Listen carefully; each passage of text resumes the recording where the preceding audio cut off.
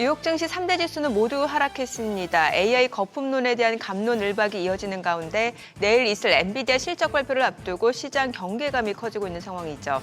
이 가운데 7년 만에 미국을 찾은 무함마드 빌 살만 사우디아라비아 왕세자가 트럼프 대통령을 만났다는 소식이 있었죠. 두 사람이 회담을 갖고 협력 강화는 물론이고 투자까지 약속했죠. 네. 트럼프 대통령은 빈 살만 왕세자를 최상급 국빈 방문 수준으로 예우했습니다. 함께 백악관 상공에서 미군 전투기가 환영 비행하는 모습도 지켜봤네요. 네, 이날 빈 살만 왕세자는 사우디의 대미 투자액을 상향 조정하겠다고 밝히기도 했습니다. 당초 6천억 달러에서 1조 달러까지 확대하고 이에 트럼프 대통령은 당신과 친구가 된 것은 큰 영광이라며 또 고마움을 표하기도 했습니다. 이스라엘과 아랍 국가 간의 국교 정상화를 위한 아브라함 협정에 대해서도 긍정적인 대화가 이뤄졌다고 합니다.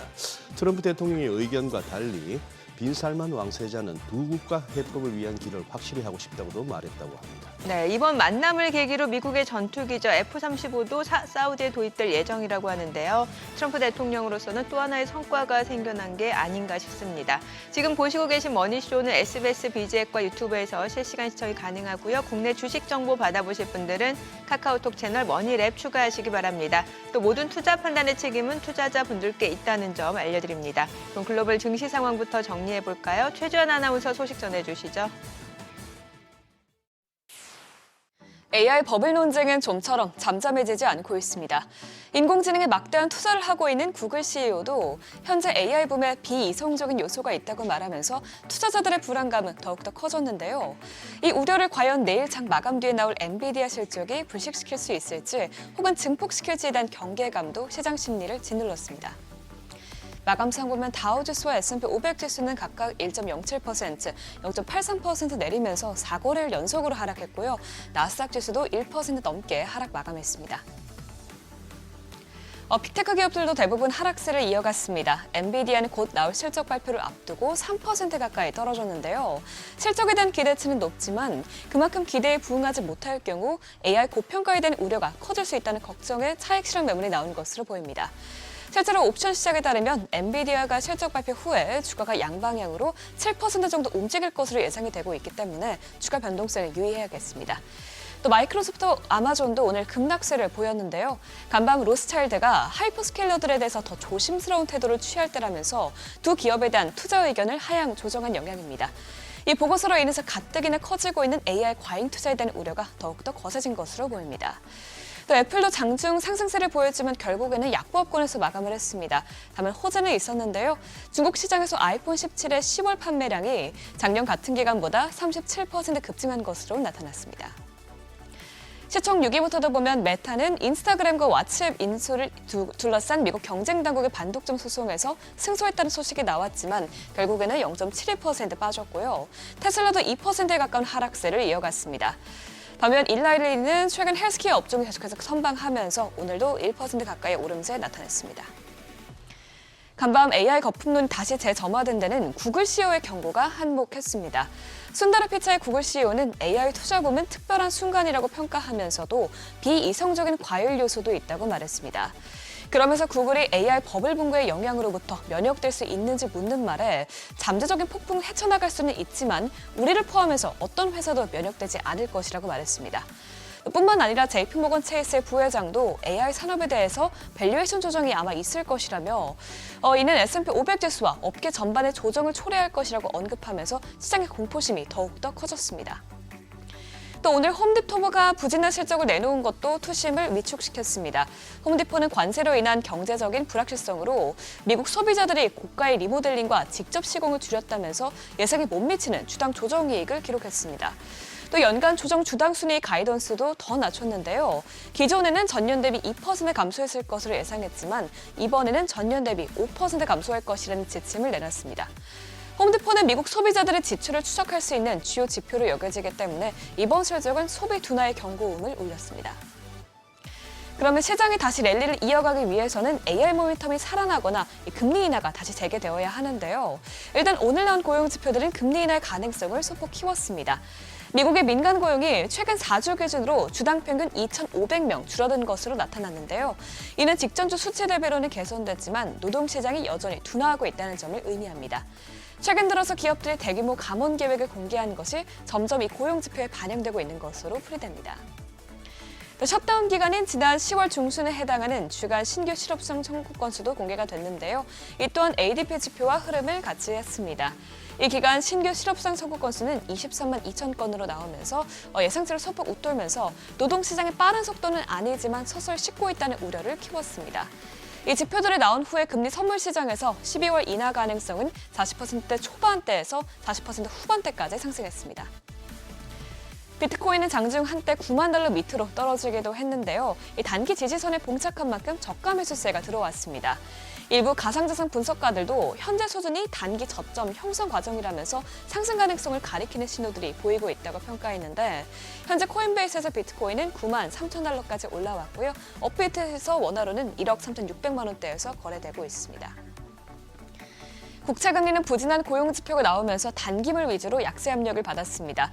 또 간밤 트럼프 대통령이 차기 연주의장으로 누구를 선택할지 이미 알고 있다고 말하면서 금리 인하의 가능성을 키운 것도 이 금리 하락에 영향을 미쳤는데요.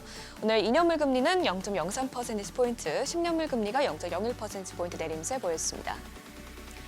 국제유가도 고용지표와 트럼프 대통령의 발언이 나온 이후에 원유 수요가 늘어날 것이라는 기대감 속에 상승했습니다. 간밤 WTI와 브렌트유는 모두 1% 넘게 올랐고요. 또 금도 금리 인하 기대감이 올라가면서 낙폭을 줄인 채 보합권에서 마감했습니다. 금 선물은 소폭 오르면서 온스당 4,076달러에서 거래가 마감됐습니다. 지금까지 굿모닝 마켓이었습니다.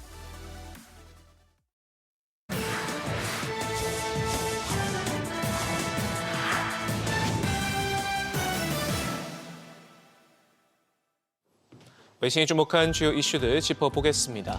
온 시장의 시선이 집중된 엔비디아의 실적 발표가 하루 앞으로 다가왔습니다. 이날 하루 동안에만 시가총액의 7%, 3,200억 달러가 오르내릴 수 있다는 분석이 나왔는데요. 엔비디아의 주가는 지난 12개 분기 동안 실적 발표 다음 날 평균 7.3% 상승했습니다.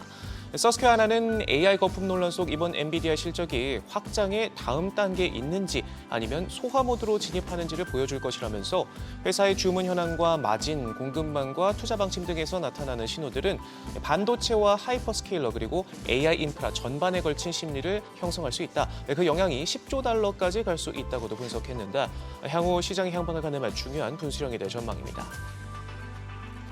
기대와 우려가 뒤섞인 혼란한 상황에서 이 빅테크들의 AI 베팅은 현재 진행형입니다. 빅딜이 끝없이 쏟아지고 있는데 이번엔 마이크로소프트와 엔비디아가 엔스로픽에 베팅했습니다. 150억 달러 우리 돈 22조 원을 투자하기로 했는데 오픈 AI의 큰손 후원자로 꼽히는 두 기업이 경쟁사인 엔스로픽에 힘을 실어주면서 AI 시장의 경쟁과 재편이 더욱 빨라지는 모습입니다. 다만 이번 거래에도 수백억 달러의 컴퓨팅 용량 구매 계약이 포함됐다는 점에서 최근 AI 거품 논란에 불을 지핀 순환 거래 이슈 역시 여전한 모습입니다. 엔스로픽은 이번 거래로 3,500억 달러의 기업 가치를 인정받아 불과 2달 만에 몸집을 2배로 불렸는데 최근 미국 내 AI 인프라 개발에 500억 달러, 우리 돈 70조 원이 넘는 통큰 투자에 나서기로 하면서 존재감을 한껏 키우고 있습니다. 인공지능 관련 소식 하나 더 짚어보죠. 구글이 더욱 똑똑해진 제미나이를 내놨습니다. 약 8개월 만에 내놓은 새 모델인데 벤치마크 지표에서 챗GPT를 비롯한 기존 경쟁 모델들보다 뛰어난 점수를 보였습니다. 눈길이 가는 건 출시 첫날부터 곧장 핵심 서비스인 검색창에 전면 배치하는 초강수를 뒀다는 겁니다. 구글은 지금까지 제일 큰 돈줄인 검색 광고 부분에서 AI 도입이 자칫 손해를 끼칠 수 있다는 우려에 상대적으로 소극적인 모습을 보여왔는데 이날 행보는 검색 부분에서도 AI를 10분 활용해 그야말로 정면 승부에 나서는 턴어라운드의 신호탄으로 해석됩니다. 메타가 빅테크 저승사자로 불리는 미국 연방거래위원회 FTC와의 반독점 소송에서 먼저 웃었습니다. 인스타그램과 왓츠앱 인수를 둘러싼 5년에 걸친 소송에서 이 법원은 규제 당국이 회사의 독점력을 입증하지 못했다며 메타의 손을 들어줬는데요. 이번 소송은 경쟁 당국이 빅테크를 상대로 제기한 주요 반독점 소송 중 하나로 꼽혀왔는데 이번 결정으로 아직 법적 공방이 진행 중인 애플과 아마존에 대한 소송의 향방도 달라질 수 있을 것이라는 전망이 나옵니다. 중국 샤오미가 전기차 사업에 진출하고 나서 처음으로 흑자를 기록했습니다. 2분기 3억 위안 적자에서 3분기 7억 위안 플러스로 돌아섰는데요. 올해 35만 대 인도를 목표로 하고 세계 5대 전기차 업체로 도약하겠다는 목표 속에 내후년엔 유럽 시장에도 진출한다는 계획입니다. 전기차와 인공지능 등 혁신 부문에서 처음으로 분기별 흑자를 낸 데 힘입어 샤오미의 3분기 전체 순이익은 123억 위안, 우리 돈 2조 5천억 원을 넘어섰고요. 조정 순이익은 1년 새 80% 넘게 늘어 사상 최대치를 찍는 등 대륙의 실수에서 대륙의 아이콘으로 올라섰습니다. 밤사이 챗 GPT 등이 먹통이 되면서 불편을 겪은 분들 계실 텐데요. 웹 인프라 기업 클라우드플레어가 네트워크 장애를 일으키면서 여러 서비스가 한때 중단됐습니다. 전 세계 인터넷 트래픽의 약 5분의 1이 이곳을 거치는데 챗 GPT와 소셜미디어 X, 유튜브를 비롯해서 마이크로소프트의 애저, 아마존 웹 서비스 등 클라우드 서비스까지도 멈춰섰고요.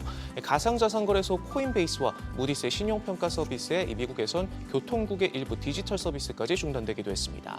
현재는 복구가 완료된 것으로 전해졌는데 다만 이번 사태의 원인이 된 트래픽 급증 이유는 아직 파악되지 않고 있습니다. 지금까지 글로벌 비즈였습니다. 어제장에서 이슈가 있었던 업종 살펴보는 기업 이슈 시간입니다. 미국의 기준금리 인하 속도 조절 우려와 인공지능 버블 논란 재점화 충격에 코스피가 4천선 아래로 주저앉았습니다. 억만장자 투자자죠. 피터 틸이 올해 3분기에 9,400만 달러, 우리 돈으로 약 1,375억 원 규모의 엔비디아 주식을 전량 매도한 것이 가뜩이나 불안하던 AI 관련주와 대형 기술주 투자 심리를 냉각시켰습니다. 미국 빅테크의 악재로 2차 전지, 로보틱스, 반도체 소부장 등 AI 밸류체인이 전체적으로 부진했던 가운데 특히 최근까지 지수 상승을 견인했던 반도체와 관련주들이 일제히 하락했습니다.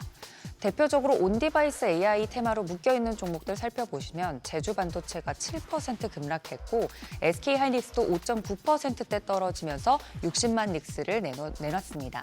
가온칩스도 5%대, 어보브 반도체도 4%대 하락하면서 마감했습니다. 중일 갈등이 커지면서 국내 관광객가 반사이익을 볼 것이라는 기대감에 호텔, 여행 관련주들 강세 이어졌습니다. 중국인 관광객은 일본 관광 소비의 가장 큰 비중을 차지하는데요. 일본 관광청 통계에 따르면 2024년 중국인 방문객 소비는 약 1조 7천억엔, 우리 돈으로는 약 16조 490억 원에 달합니다. 일본행 여행 수요 제한 가능성이 부각되면서 국내 호텔, 여행 업체들로 수요가 일부 이동할 수 있다는 분석이 반영된 영향으로 보입니다. 여행과 호텔 관련주들 어제 상승세 살펴보면 노랑풍선이 19% 급등세 보였고 GSP&L도 10%대, 참 좋은 여행 4.88% 올랐습니다. 마지막으로 롯데관광개발까지 1.70% 빨간불을 켰습니다. 약세장에도 전기차 등에 쓰이는 2차 전지 핵심 소재인 리튬 가격이 바닥을 쳤다는 전망이 나오면서 관련 주가가 움직였습니다. 이번 중국 리튬 산업 포럼에서 주요 리튬 공급업체인 중국 간펑 리튬은 컨센서스를 크게 웃도는 중기 수요 전망을 내놨습니다. 간펑 리튬은 내년 세계 리튬이엄 수요가 전년 대비 30에서 40% 증가하고 배터리급 탄산 리튬 가격 역시 내년 상반기 중 현재의 2배 수준인 톤당 15에서 20만 위안, 우리 돈으로는 약 3천만 원에서 4천만 원 선까지 회복할 수 있다고 전망했습니다.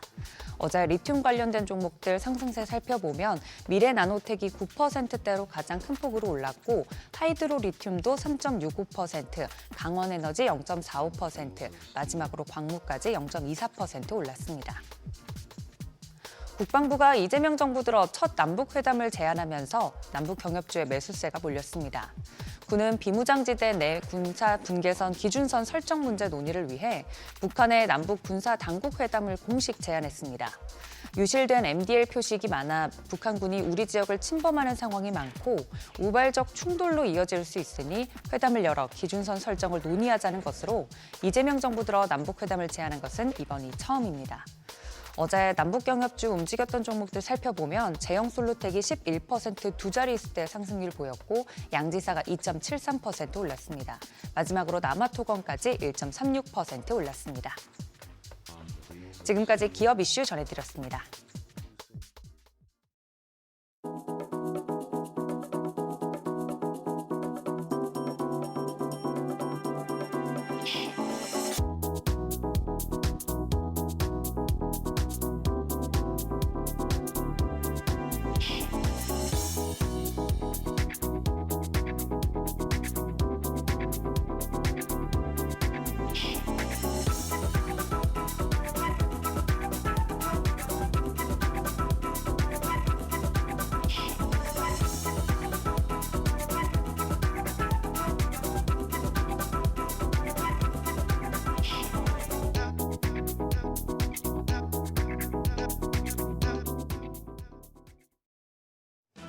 11월 들어 변동성은 더 커지고 있죠. 어제는 날씨도 증시도 모두 영하로 떨어진 말 그대로 영하권 증시의 하루였습니다. 뉴욕 증시에서 엔비디아 실적을 앞두고 기술주가 하락한 불안감이 어제 우리 시장에도 그대로 전해지며 투심을 얼어붙게 했습니다. 지수 살펴보면 코스피 결국 6거래일 만에 4천선 내주면서 3,953포인트에서 마감했습니다. 코스닥은 2.66% 하락한 878선에서 거래 마감했습니다. 수급 보시면 코스피 지난 금요일 급락장이 나왔을 때처럼 외국인과 기관의 쌍끌이 매도가 이어졌습니다. 이번엔 기관의 매도 규모가 더 컸는데요.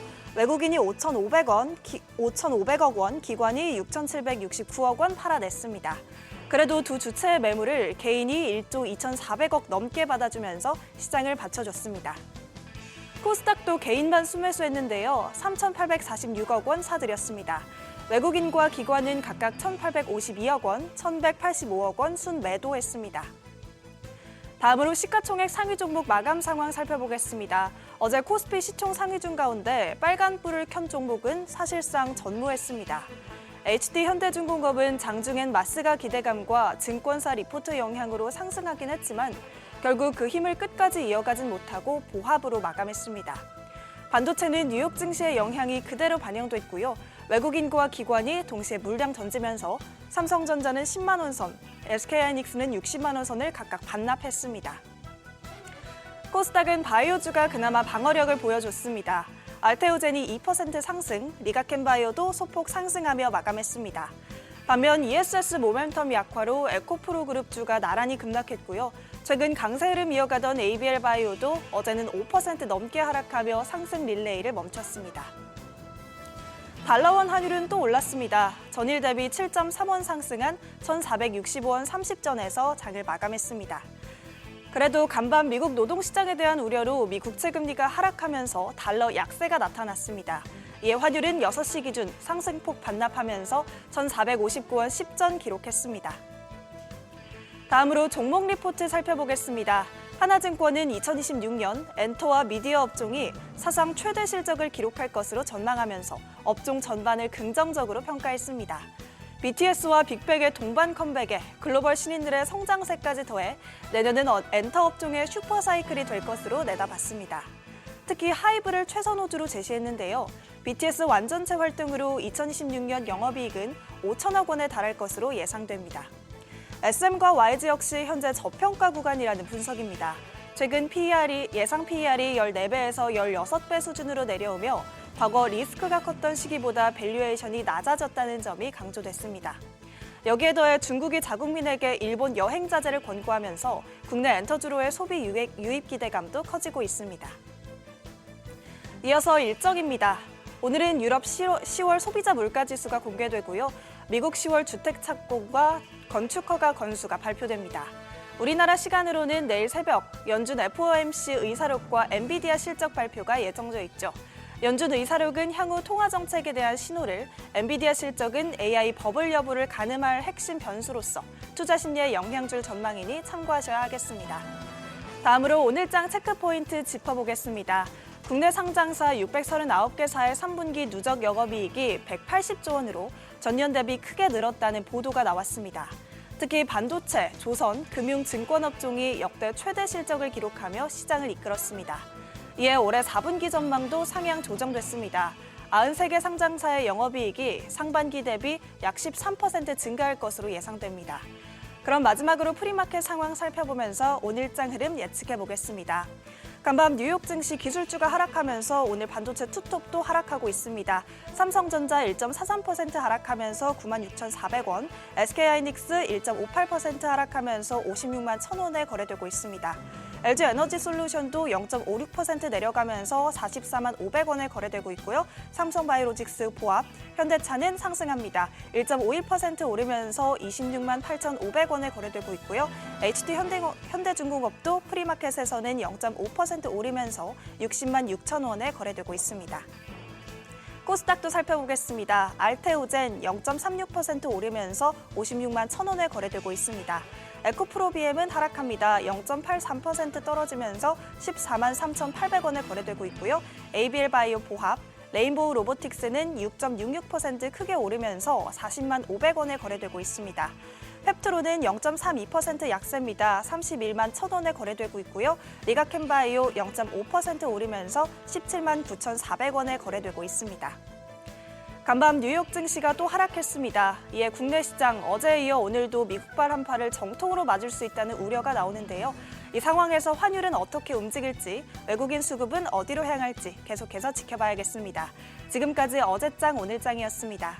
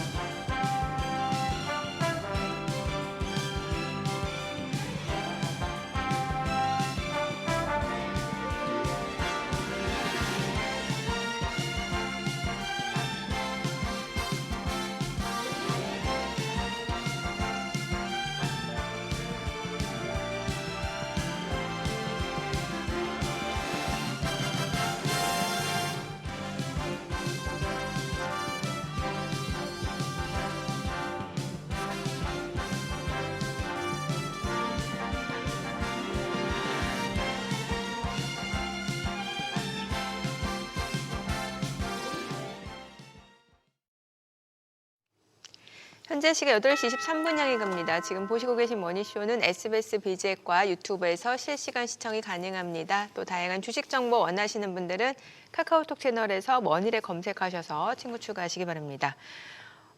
어제 시장 변동성 굉장히 컸던 것 같습니다. 또 오후 들어서 보니까 시장 낙폭이 더 확대되는 모습이었고. 네, 네. 그렇죠. 저는 약간 소장님 원망했어요. 왜요?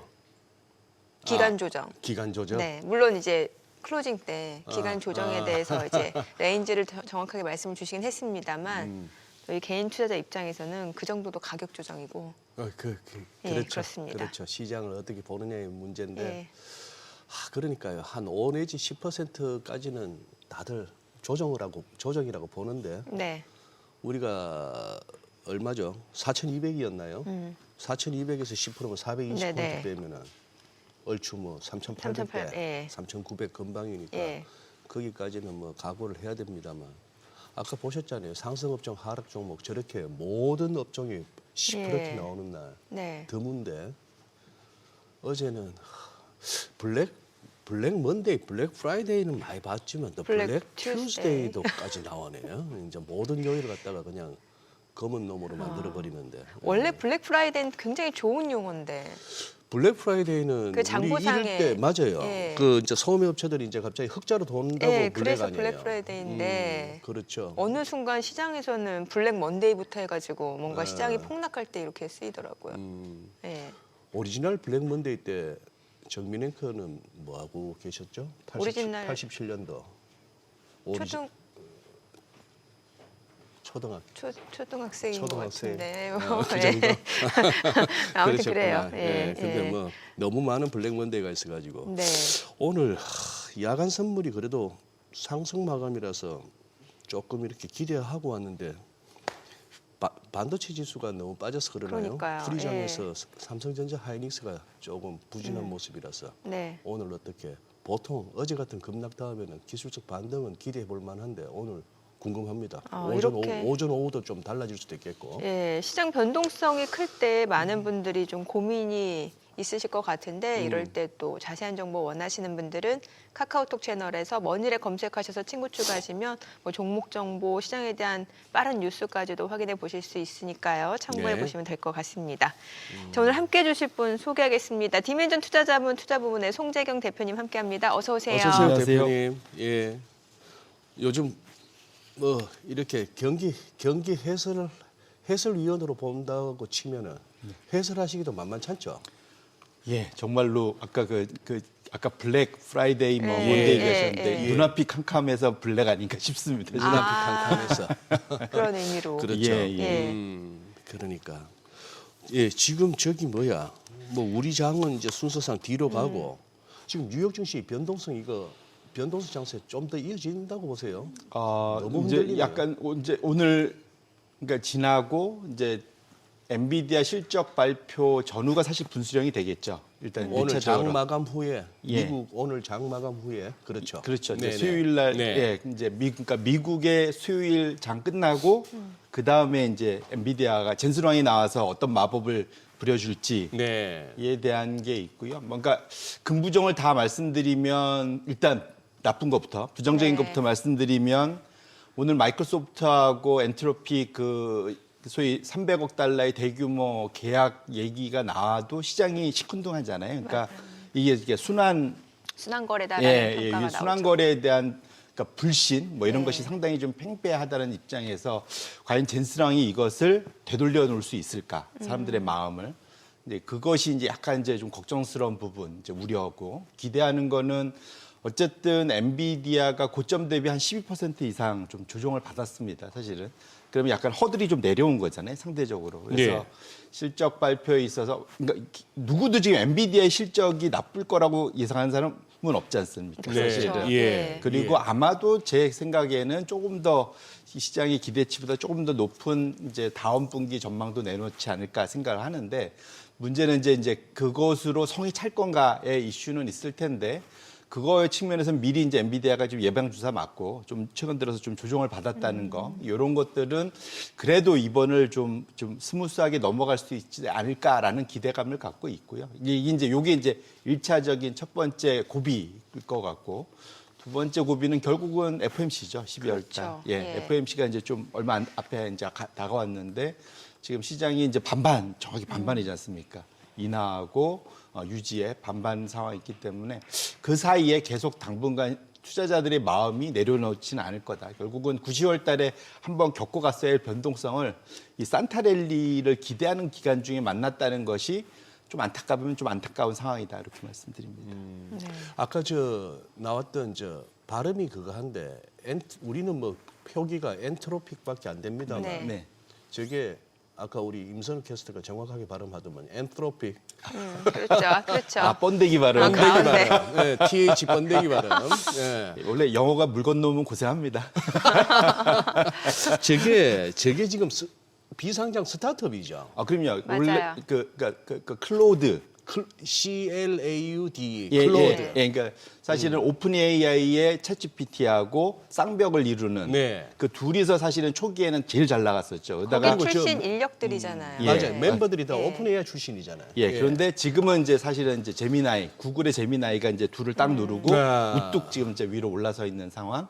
뭐 이제 그런 식으로 지금 정리가 좀 돼가서 역시 이게 오래된 뭐가 훨씬 낫다고 뭐 갑자기 생각이 안 나는데 어쨌든 구글의 저력이 정말 대단하다. 결국은 슬로우 스타터인데 네. 결국 뒤로 가면 결국 모든 걸 평정하는 건 역시 구글이다. 그래서 아마도 워렌 버핏이 애플과 이제 사랑을 그만뒀고 이제 구글로 넘어가는 알파벳으로 넘어가는. 네, 이제 그런 형식도 결국은 구글의 검색 시장의 그러한 경쟁력, 그 독점력이 AI 시대에도 유지될 거다라는 좀 믿음을 그 보수적인 버핏도 돌려세운 거 아닌가 저 개인적으로 그렇게 생각하고 근데 있습니다. 버핏한테 애플은 성장주가 아니라 소비재 관련주였죠. 그렇죠. 예, 소비재로 보는 성격이 강하다고 했었어요. 애플에 대해서. 맞습니다. 예. 그러니까 원래 사실은 IT 투자 안 해요. 예, 예, 아시겠지만. 엄청난 소비재죠. 예, 한 예. 2, 3년마다 갈아대니. 네. 예, 그러니까 그렇게 보고 예, 투자한 거기 예, 때문에. 네. 예.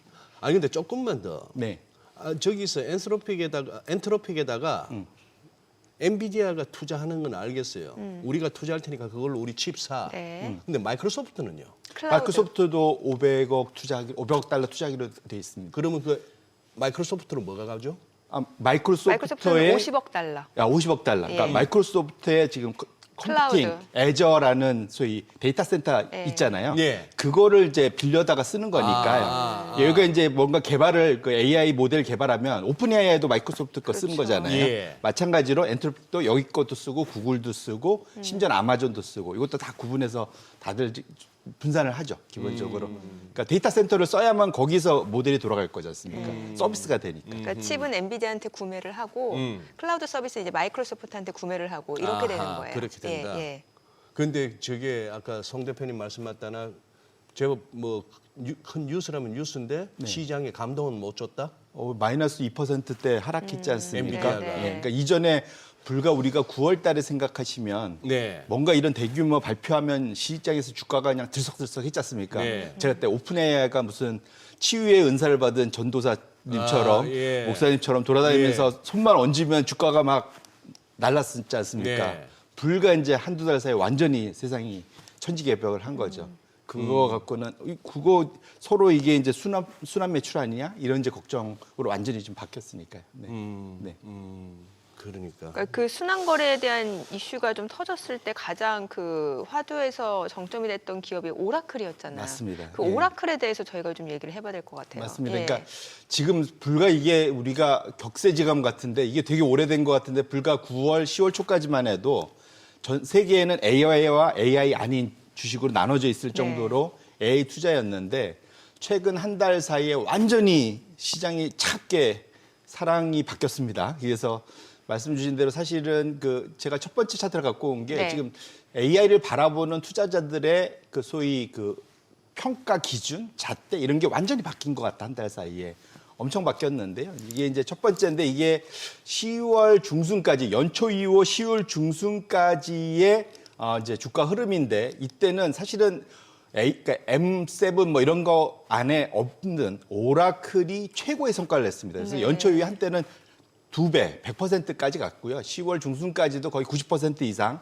상승한 모습을 보였는데 이때 최고의 흐름이 뭐였냐면 그때 뭐가 있었냐면 오라클과 오픈 AI의 3천억 달러 계약. 네. 이것이 사실은 발전이 됐고 오픈 AI가 그 이후에도 뭐 AMD하고도 계약하고 뭐 돌아다니면서 이제 뭐 발표할 때마다 주가가 다 급등을 했었죠. 네. 그래서 사실 저 때까지만 해도 뭐 사실 B2는 걱정 안 하고 일단은 그 계약을 하고 투자를 많이 한다. 그래서 시장에서 돈을 많이 끌어당기고 이런 것 자체에 시장이 환호를 했었다라는 게 이제 첫 번째 사실은 그 전에 AI를 바라보는 잣대였다, 평가였다 보시면 그 다음 10월 중순 이후 지금까지 보시면 완전히 달라졌습니다. 아까 맨 꼭대기에 오라클이 있는데 지금 보시면 오라클이 제일 밑에 있죠. 제일 꼴찌입니다. 저 아래.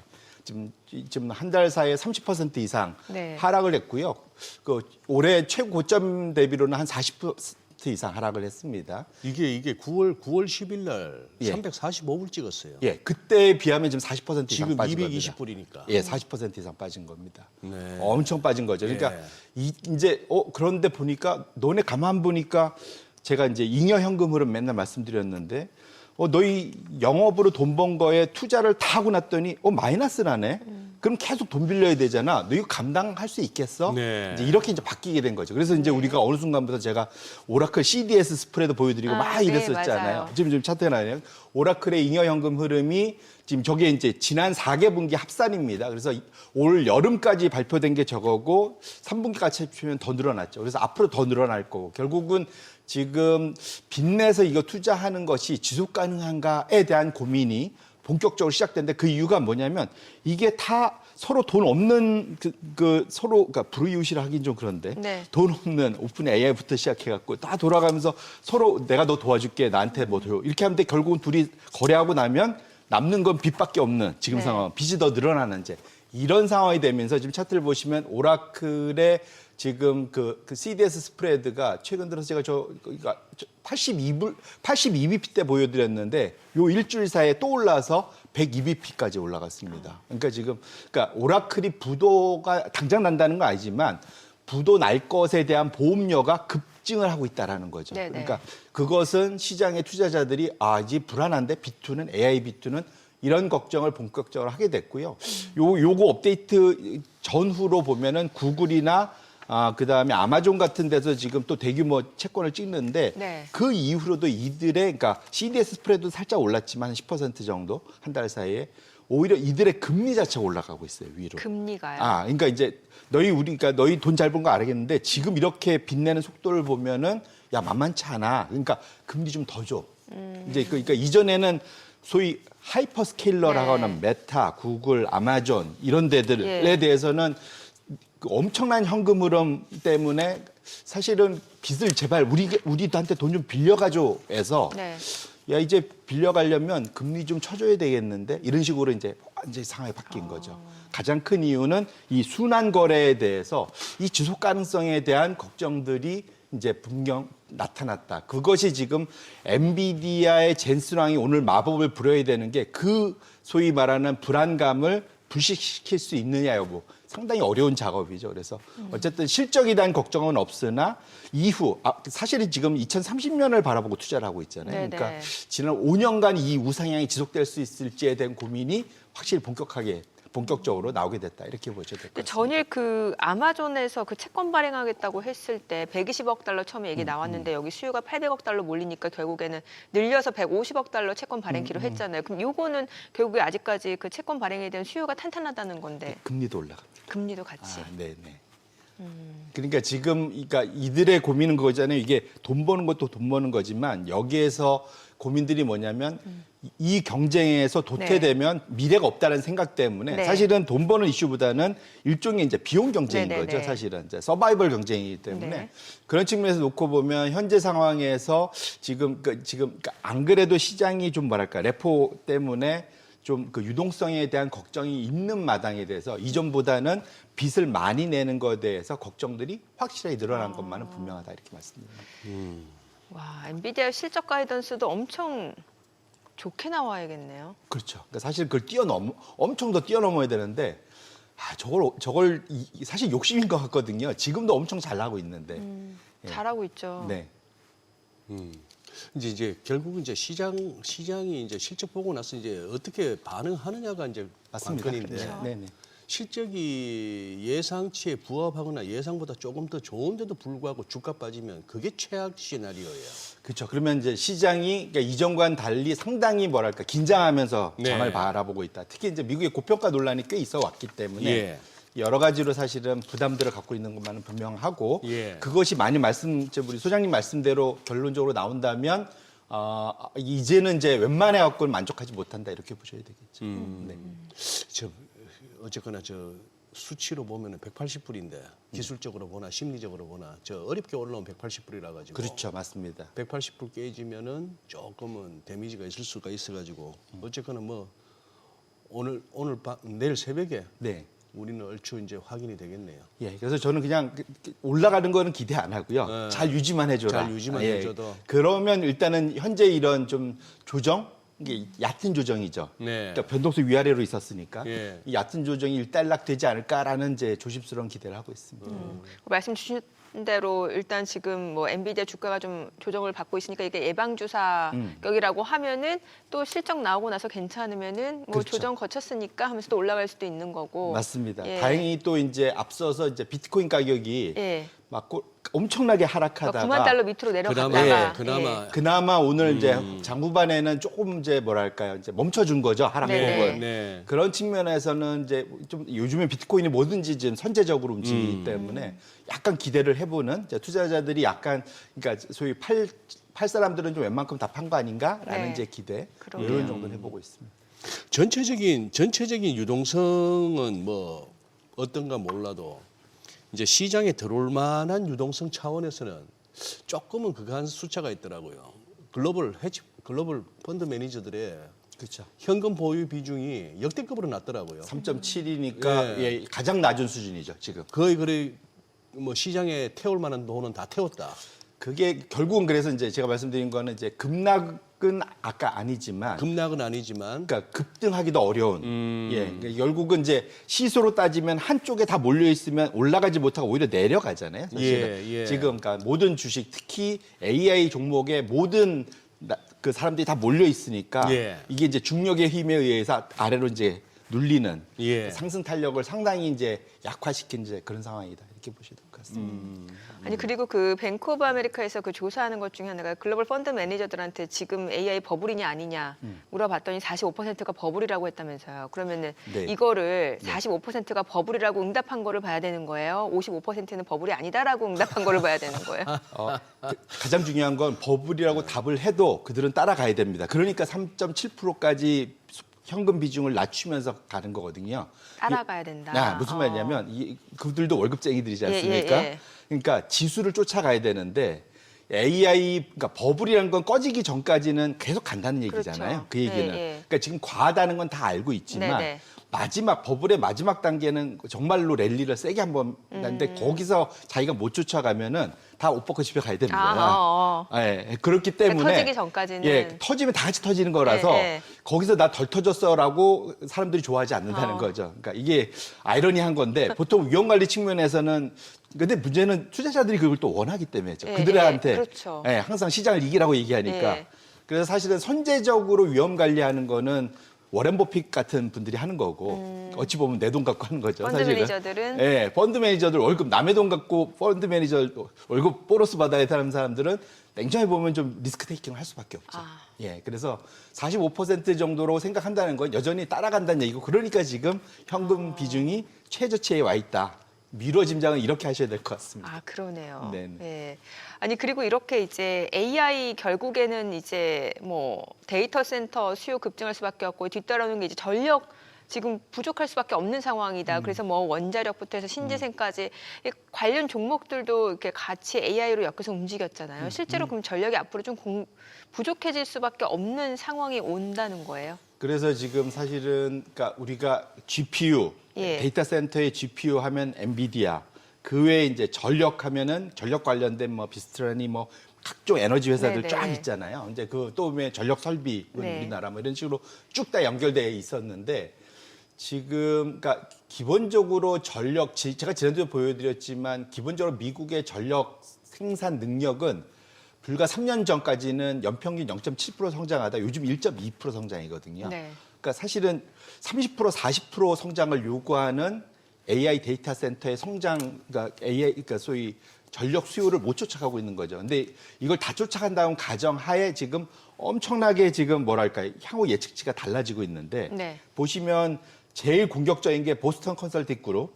이들이 향후 5년 후인 2030년에는 소위 1000테라와트시 구요. 이게 뭐 감이 잘 안 오실 텐데 그럼 제일 낮은 데가 어디냐? 블룸버그의 이제 뉴 에너지 파이낸스에서 추정한 게 한 300 정도 돼요. 300테라와트시. 에너지 수요가. 그러면 지금 제일 큰 데가 1000이고 제일 지금 낮은 데가 300이잖아요. 그러면 거의 3배가 넘는 차이가 납니다. 그러면 누가 맞는 거냐?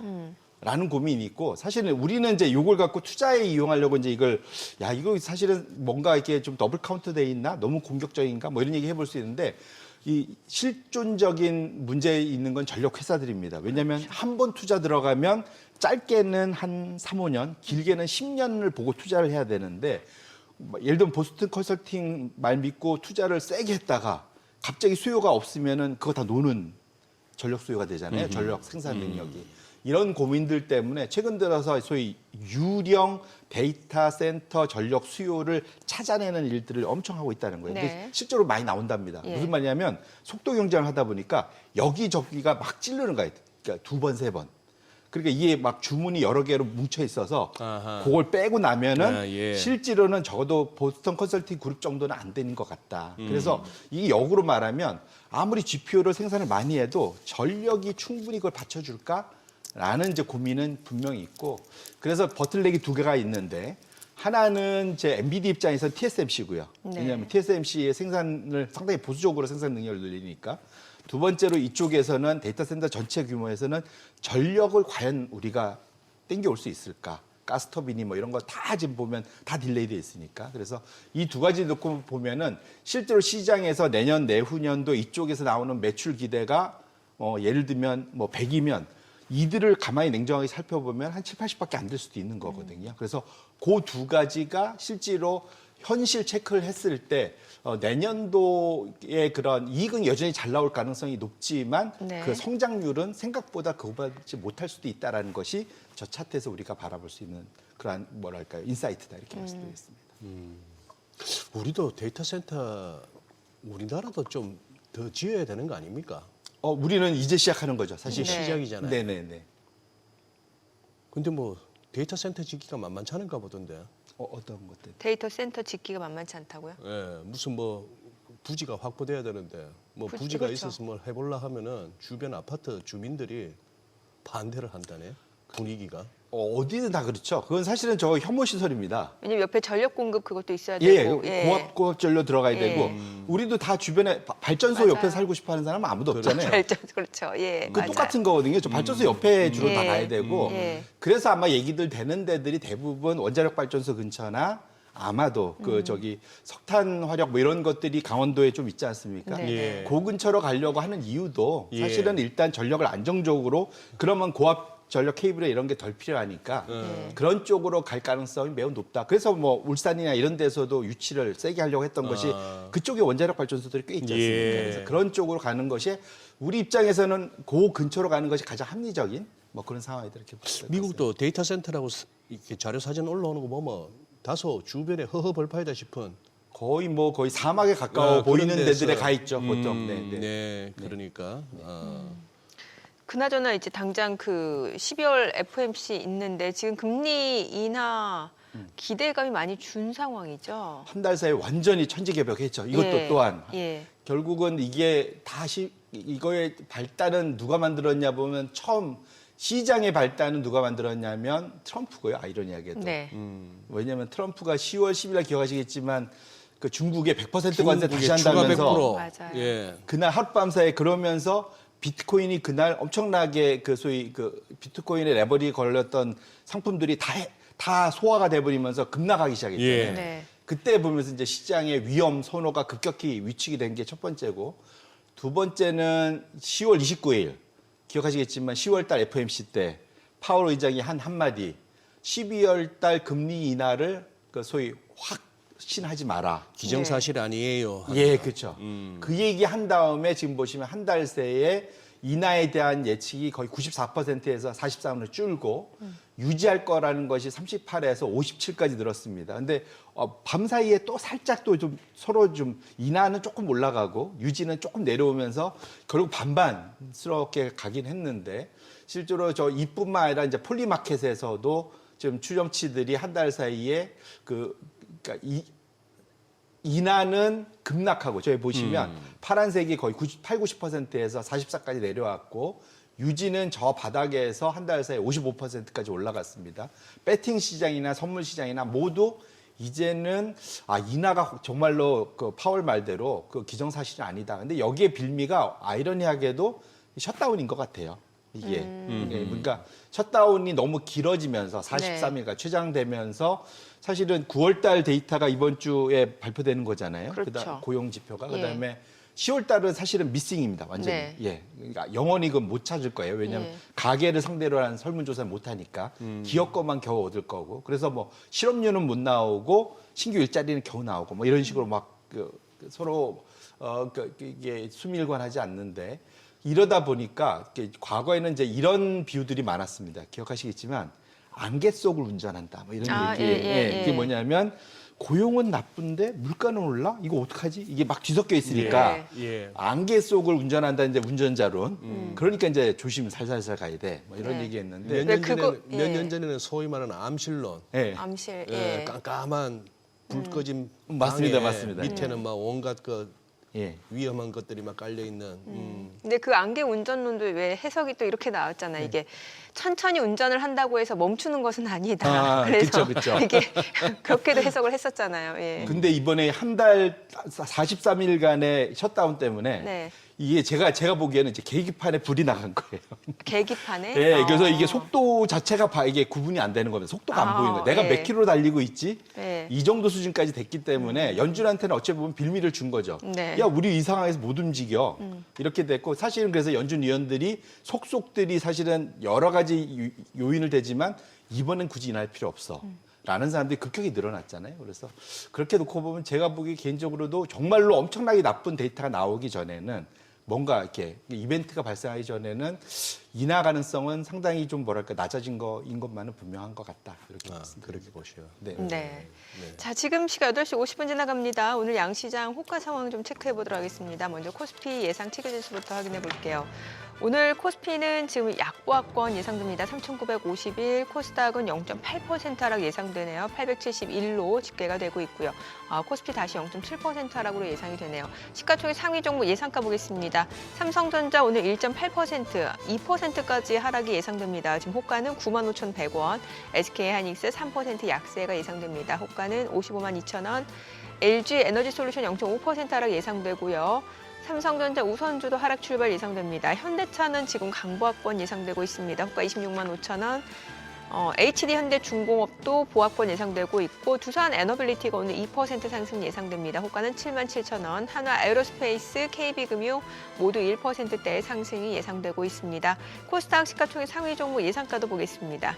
알테오젠 오늘 0.5% 하락 예상되고요. 지금 호가는 55만 6천 원. 에코프로비엠 1.3% 하락 예상됩니다. 에코프로 ABL바이오 보합 예상되고 있고 레인보로보틱스가 오늘 6% 강세가 예상됩니다. 호가는 40만 원이고요. 리가캠바이오가 1.4% 하락 예상되고 있고요. 지금 예상가 17만 6천 원. 펩트론 소폭 상승 예상되고 있고 HLB가 3% 상승 예상됩니다. 호가는 49,100원. 그밖에 삼천당제약, 코롱티슈즈는 삼천당제는 하락 출발 예상되고 있고 파마리서치가 1% 상승 예상됩니다. 예상가 45만 5천 원으로 나타나고 있습니다. 자, 이제 개장까지 한 8분 남았는데요. 일단 양시장이 지금 호가에서는 하락 출발 예상이 되고 있는 상황이고 그래도 대형주 쪽에서는 반도체 쪽 말고는 그밖에 뭐 바이오라든지 아니면은 뭐 원전, 조선 또 방산 이쪽으로는 또 매수세가 유입될 걸로 보여지긴 하네요. 호가 분위기로는. 그러네요. 네. 요즘은 이제 익숙해지셨잖아요. 동시호가 믿을 거 못 되는 거. 그렇죠. 장 또 오전 오후 열려서 다르고. 어떻게 되는지 보고 또 한 10시 반쯤에 또 시장 분위기 어떤지 맞아요. 보시고 점심 드시고 나서 한 2시 무렵에 또 막판 1시간 반 막판 스포트를 또 어떤 식으로 내느냐가 달려 있는데 아유 글쎄요. 외국인이 오늘 어떻게 해줄지가 또 궁금합니다. 뭐 그날 당일 지수 흐름은 그거 하고 어떻게 보면 또 중장기적으로도 보면 또 외국인들이 아직까지는 국내에서 성적이 보면 좀 낮잖아요. 미리 땡겨왔던 것도 외국인이었고 이제 4천 넘어서부터는 좀 개인 매수세가 달라붙는 와중에 팔고 있었고 11월 들어서 벌써 한 10조 넘게 팔지 않았습니까? 네. 그죠? 예, 팔고 있어가지고 여기서 이제 기관 내지는 연기금이 뭐 지수나 환율에 있어서 양쪽 다 뭐 역할을 하느라고 좀 분주해 보이는데 그리고 한번 송 대표님 비트코인 지금 어제는 제법 뭐 이렇게 반등이 나왔습니다. 이러다 9만 불도 깨지나 싶은 그런 와중이었는데 그래도 이게 그게 있었지 않습니까? 코인 가격 잘 갈 때는 돈 많구나 세상에 그런 어떤 믿음이 좀 있었잖아요. 그렇죠. 맞습니다. 지금 이게 코인 왜 이렇게 흔들린다고 뭐 좀 정설이를 할 만한 게 있나요 지금? 일단은 이게 이제 실물 금융, 그러니까 주류 금융 시장에 이제 들어왔죠. 그러니까 네, 소위 네. ETF 형태로 예. 들어오면서 그러니까 소위 기존 주류 시장의 일정 부분 비중을 가져가게끔 만드는 아직은 작지만 네. 그렇지만 어쨌든 들어오게 만들었는데 확실하게 이게 비트코인을 포함한 암호화폐의 주된 투자는 레버리지거든요. 결국은 뭐 우리는 그러니까 일반 주식과 연관된 ETF는 우리나라는 한 2배 뭐 이러고 미국은 3배짜리였다가 최근에 이제 5배짜리를 신청한 걸로 알고 있습니다. 그러니까 최대가 5배가 예. 이제 조만간 나올 거고 한 보통 예. 3배짜리인데 이쪽은 뭐 20, 30배는 기본이고 100배짜리도 있잖아요. 100배짜리 있죠. 네, 레버리지가 그만큼 근데 그 레버리지란 건 다 어디서 나오냐면 이제 당기 유동성에서 다 나오는 건데 최근 들어서 레포 시장이 말리면서 그러면서 지금도 사실 레포 대출이 계속 매일 순식치 않게 나가고 있거든요. 네, 그래서 네. 그만큼 지금 시장에 소위 그 은행들의 유동 자금이 확실히 좀 약화돼 있다. 지준금 수준 자체가 찰랑찰랑하다라는 것이 이제 확인이 되고 있는 상태고 그러다 보니까 그것이 확인되면서부터 비트코인 가격이 확실하게 좀 약세를 보인 것만은 분명. 그래서 제가 시장의 유동성, 투자 심리 이게 원래 투자 심리라는 것도 돈 빌리기 쉬우면은 막 화랑이고 빌리기 어려지면은 사람들이 확 풀죽고 뭐 이런 거잖아요. 그렇죠. 그래서 예. 결국은 투자 심리 뭐 이런 것들 다 볼 때 하나를 봐야 되는 비트코인이다 말씀드렸는데 아니나 다를까 이제 비트코인 가격이 최근에 좀 많이 내려왔습니다. 그래서 지금 차트를 보시면 사실 비트코인은 디지털 금이라고 하지만 금의 성격은 많지 않은 것 같고요. 그러니까 위험 자산의 대표인 나스닥 100 하고 코릴레이션이 가장 높은. 그래서 지금 보시면 파란색이 나스닥 100이고 붉은색이 비트코인인데 똑같이 움직였어요. 그러다가 최근 한 달 반 사이에 서로 이제 좀 달리 노는 거죠.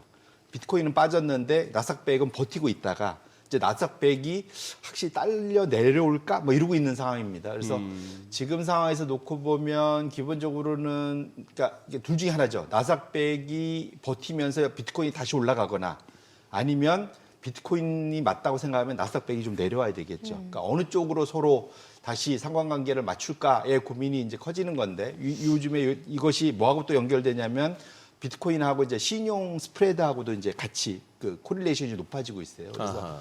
이게 무슨 말이냐면 결국은 주식시장하고 그나마 이제 사실은 비트코인하고 연결이 되는데 이제는 크레딧 마켓, 채권 시장하고도 이제 비트코인하고 연결이 되는 이것이 결국은 유동성과 다 연결이 돼 있어서 예. 결국은 연준의 역할이 또 한 번 다시 한 번 확실히 중요해진 것만은 분명하다.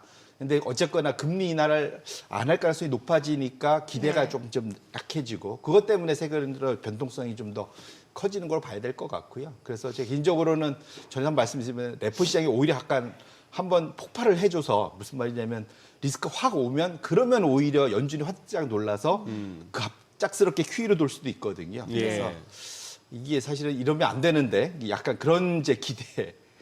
이제 약간 이건 복권 같은 거라서 그런 만일 그러면 시장이 확 그러니까 제가 이것이 폭발적으로 우상향으로 바뀔 수 있는 거는 연준을 움직일 수 있는 QE고 QE가 발생하려면 레포 시장에 뭔가 엄청난 균열이 한번 와주는 것이 오히려 투자자들 입장에서는 약간 전화위복이 될 수 있는 트리거 포인트가 될 수 있겠다 이렇게 말씀드립니다. 결국 그 말씀이 이제 말하기 좋아하는 사람들이 억지로 하는 말이 이제 시장이 이제 자해 보험 사기극처럼 자해 고갈 협박을 하면 해야 지수가 빠지고 뭐 시장에 단기 금리가 막 치솟고 변동성 지수도 치솟고 하는 그런 모습을 한번 보여줘야 연준이 움직인다 이런 얘기인데 그 자해 공갈은 비유라서 그렇지 피해가 너무 크잖아요 시장 스스로가. 예. 근데 이게 레포 시장은 그러니까 레포 시장이 움직이면은 연준은 진짜 즉각 대응하거든요. 즉각 대응하고. 즉각 대응하거든요. 그러니까 기다리지 않습니다. 네. 왜냐면 오히려, 이거는 오히려 증시보다도 그걸 더 중시하는 것 같던데. 왜냐면 이게 멈추면 그냥 실물 경제가 다 멈춰요. 멈추니까. 예, 왜냐면 은행 갔는데 돈을 못 찾는 거 똑같은 맞아요. 일이 네, 벌어지기 네. 때문에 그래서 그 연준이 그걸 가장 두려워하거든요. 네. 예, 그걸 보실 필요가 있을 근데 것 어제 또 뭐 빈살만 그 왕세자하고 기자회견 자리에서 뭐 또 질문이 나왔는지 트럼프 대통령이 그랬다는데요. 전혀 새로운 인물 이름이 올라오고 있다고 연준 의장 후보에. 그래서 뭐 누군지는 밝히지는 않는데 보니까 또 우리가 또 그동안에 이렇게 거론되지 않았던 새로운 인물이 또 그거 한가 봅니다. 근데 베센트가 뭐 크리스마스 전에 발표할 거라고 운을 띄우는 거 보니까 내년 5월까지 도저히 못 기다리겠나 봅니다. 파월 임기 때까지는. 예. 근데 지금 상황을 봐서는 그러니까 트럼프가 일단은 파월 한번 끌어내려고 그랬고 리사 쿡도 끌어내려고 맞아요. 했고 맞아요. 다 실패했는데 예. 보니까 반란이 여기저기서 나옵니다. 그러니까 지금 연준 위원들이 다 이게 독립군들이에요. 지금. 맞아요. 지금 네, 맞아요. 다 독립군들이라서 웬만한 사람 한 명 꽂는다고 해결이 안 될 것 같습니다.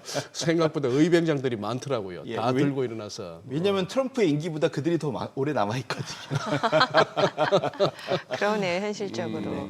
아니, 그나저나 이제 엔비디아 실적이 굉장히 중요해진 상황인데 그러면 이제 비트코인도 어떻게 좀 연관이 있는 거예요? 그렇죠. 이게 서로 주거니 받거니인데 예. 아까 이제 제가 사실은 엔비디아의 시가총액이 가만 생각해 보시면 한때 우리 5조 달러 넘었다고 축하하고 그랬지 않습니까? 네. 5조 달러가 말이 5조 달러지 우리나라 전체 시가총액 두 개 합친 겁니다.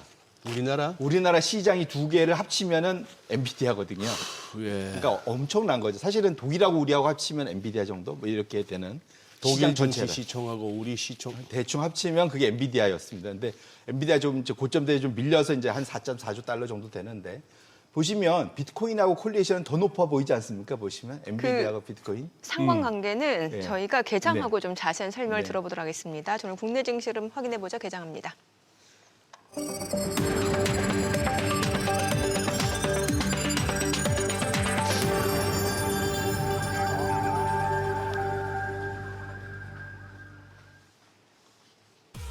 네, 11월 19일 수요일 국내 증시 개장했습니다. 어제 시장 변동성 굉장히 컸습니다. 뭐 반도체 관련주를 비롯해서 대부분의 섹터들이 좀 하락하는 모습이었고 오후 들어서 낙폭이 좀 커지는 모습이었는데 간밤 뉴욕 증시 역시 뭐 기술주들 좀 조정을 받고 있는 상황이었죠. 엔비디아, 팔란티어. 자, 이건데 이제 오늘 밤에 이제 엔비디아 실적 발표 있게 되고 오늘 호가에서는 양시장이 하락 출발이 예상이 됐었는데요. 글쎄요, 지금 개장하고 나서 보니까 종목별로는 오히려 반등하는 종목들 눈에 많이 띄는 것 같습니다. 지금 지수부터 보겠습니다. 코스피가 0.3% 지금 반등 보여줍니다. 3,966, 코스닥도 0.2% 올라갑니다. 880선이고요. 시가총액 상위 종목 시초가 보겠습니다. 삼성전자는 0.7% 떨어집니다. 97,000원이고요. SK하이닉스가 1.2% 하락합니다. 지금 56만 4,000원이고요. LG에너지솔루션은 0.3%, 0.5% 올라갑니다. 지금 현재 44만 5,500원, 그리고 삼성전자 우선주는 1% 내림세고요. 현대차가 1% 상승합니다. 26만 7,000원이고요. 한화 에어로스페이스가 2.6% 올라갑니다. 94만 원, 그리고 HD현대중공업은 보합이고요. 두산 에너빌리티가 1.9% 상승합니다. 76,850원, KB금융도 상승 흐름 보여줍니다. 코스닥 시가총액 상위 종목 시초가도 보겠습니다.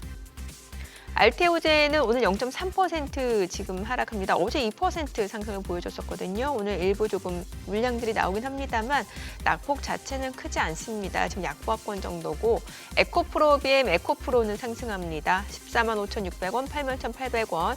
에이벨바이오가 1.3% 상승 중이고요. 레인보 로보틱스 오늘 많이 올라갑니다. 7% 강세로 40만 3,000원에 거래되고 있습니다. 리가켄바이오는 보합권, 약보합권이네요. 지금 17만 7,900원, 펩트로는 올라가고요. HM은 소폭 하락합니다. 삼천당제약은 22만 1,500원, 파마리서치는 45만 4,500원으로 0.8% 상승 보여주고 있습니다. 오늘 시장에서 특징을 보여주고 있는 섹터 종목 체크해 보겠습니다. 지금 양시장 보합권 혼조인데 로봇주들 흐름이 굉장히 좋아요. 보시다시피 레인보 로보틱스가 상승 흐름 보여주고 있는 상황에서 에스파 시스템스가 17% 급등을 하고 있고요. 로보티즈, 나우 로보틱스도 각각 3%, 6% 상승세고 두산 로보틱스도 4% 이상 올라갑니다. 클로버도 2.9% 상승 중이고요. 한국 PIM 13% 급등합니다. 코닉 오토메이션도 9.7% 급등하고 있고요. 어제 좀 많이 떨어졌던 하이진 R&M 오늘 5.8% 반등 보여줍니다. 그밖에 SPG, 뉴로메카 다 오름세고 엔젤로보틱스가 16% 급등합니다. 로봇주들 흐름 굉장히 좋습니다. 자, 그리고 이제 원전주 쪽에서는 앞서 보셨다시피 이제 두산 에너빌리티가 1% 올라가고 KNR 시스템이 5% 상승 중이고요. 한전기술이 1.3% 올라가고 우리기술 4% 상승 3,980원, G2파워도 2% 올라가고요. BHI도 0.9% 상승 보여주고 있습니다. 자, 그리고 오늘 어떤 게 있을까요? 백화점? 네, 유통주는 최근에 그래도 흐름이 나쁘지 않았는데 신세계가 오늘 3% 상승이고요. 롯데쇼핑도 2.4% 올라가고 현대백화점도 2% 상승 보여주고 있습니다. 그리고 글쎄요, 오늘 뭐 로봇주들이 워낙 힘이 좋아가지고 수급 상황 좀 체크해 보겠습니다. 오늘 유가증권 시장에서는 개인이 1,779억 원 순매수고요. 기관은 396억 원 매수 우위, 외국인은 2,181억 원 순매도입니다. 코스닥에서 개인은 374억 원 매수 우위고요. 기관 29억 원 순매수, 외국인은 386억 원 순매도를 나타내고 있습니다.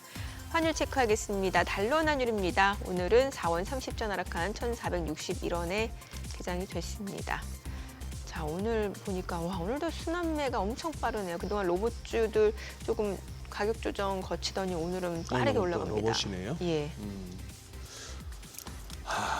그러네요. 화장품도 좋네요. 화장품 좋아요? 예. 보니까 아모레퍼시픽 홀딩스가 6% 올라가고. 여전히 지금 삼성전자, 현대차, 뭐 하이닉스 쪽은 1%대 하락이고 현대차는 좀 올라갑니다. 현대차는 좀 예. 올라가고. 반에서 그래도 1등, 2등 하는 애들이 좀 꾸준히 좀 성적을 내줘야 반평균이 올라가는데 얘들이 요새 놀아버리니까. 또 그동안 많이 올라온 거 급하게 올라왔죠, 사실. 급하게 올라와. 예. 저만한 사이즈가 매일매일 제 기억에 SK 하이닉스 같은 경우는 막 8, 9% 올라가는 게 20만 원대에서 단숨에 60만 원대까지 올라왔어요. 예, 그러니까요. 사실 그 속도가 어마어마했기 때문에 사실은 일정 부분 조정을 좀 받고 있는 것이 어찌 보면 당연할 수도 있을 것 같습니다. 아니 앞서 그 비트코인과 엔비디아의 그 상관관계, 예. 그거 좀 설명을 저희가 더 들어봐야 될 것 같아요. 그래서 이제 제가 말씀드린 게 지금 누가 먼저일지는 모르겠지만 결국은 그러니까 위험자산 중에 최대 결국은 엔비디아가 결국은 미국 시장을 대표한다고 볼 수 있겠죠. 그렇죠, 지금. 예. 그래서 나스닥백 하의 흐름과도 거의 같지만 엔비디아하고 사실 나스닥백하고 똑같이 움직입니다. 결국은. 네.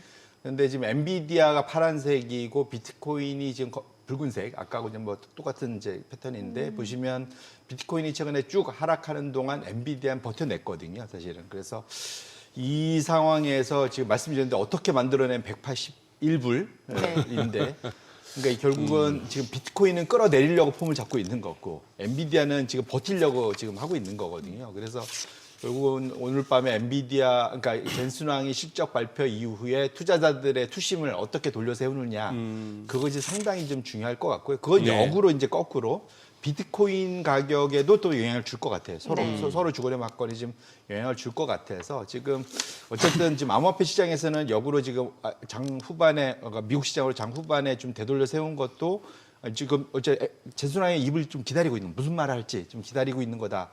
라고 보고 있고요. 지금 어쨌거나 이 둘은 연말까지는 거의 같은 방향성으로 움직일 가능성이 매우 높다. 이렇게 보셔야 될 것 같고. 그래서 결국은 당분간은 좀 비트코인을 매일매일 좀 체크하실 필요가 있겠다. 이렇게 말씀드립니다. 네.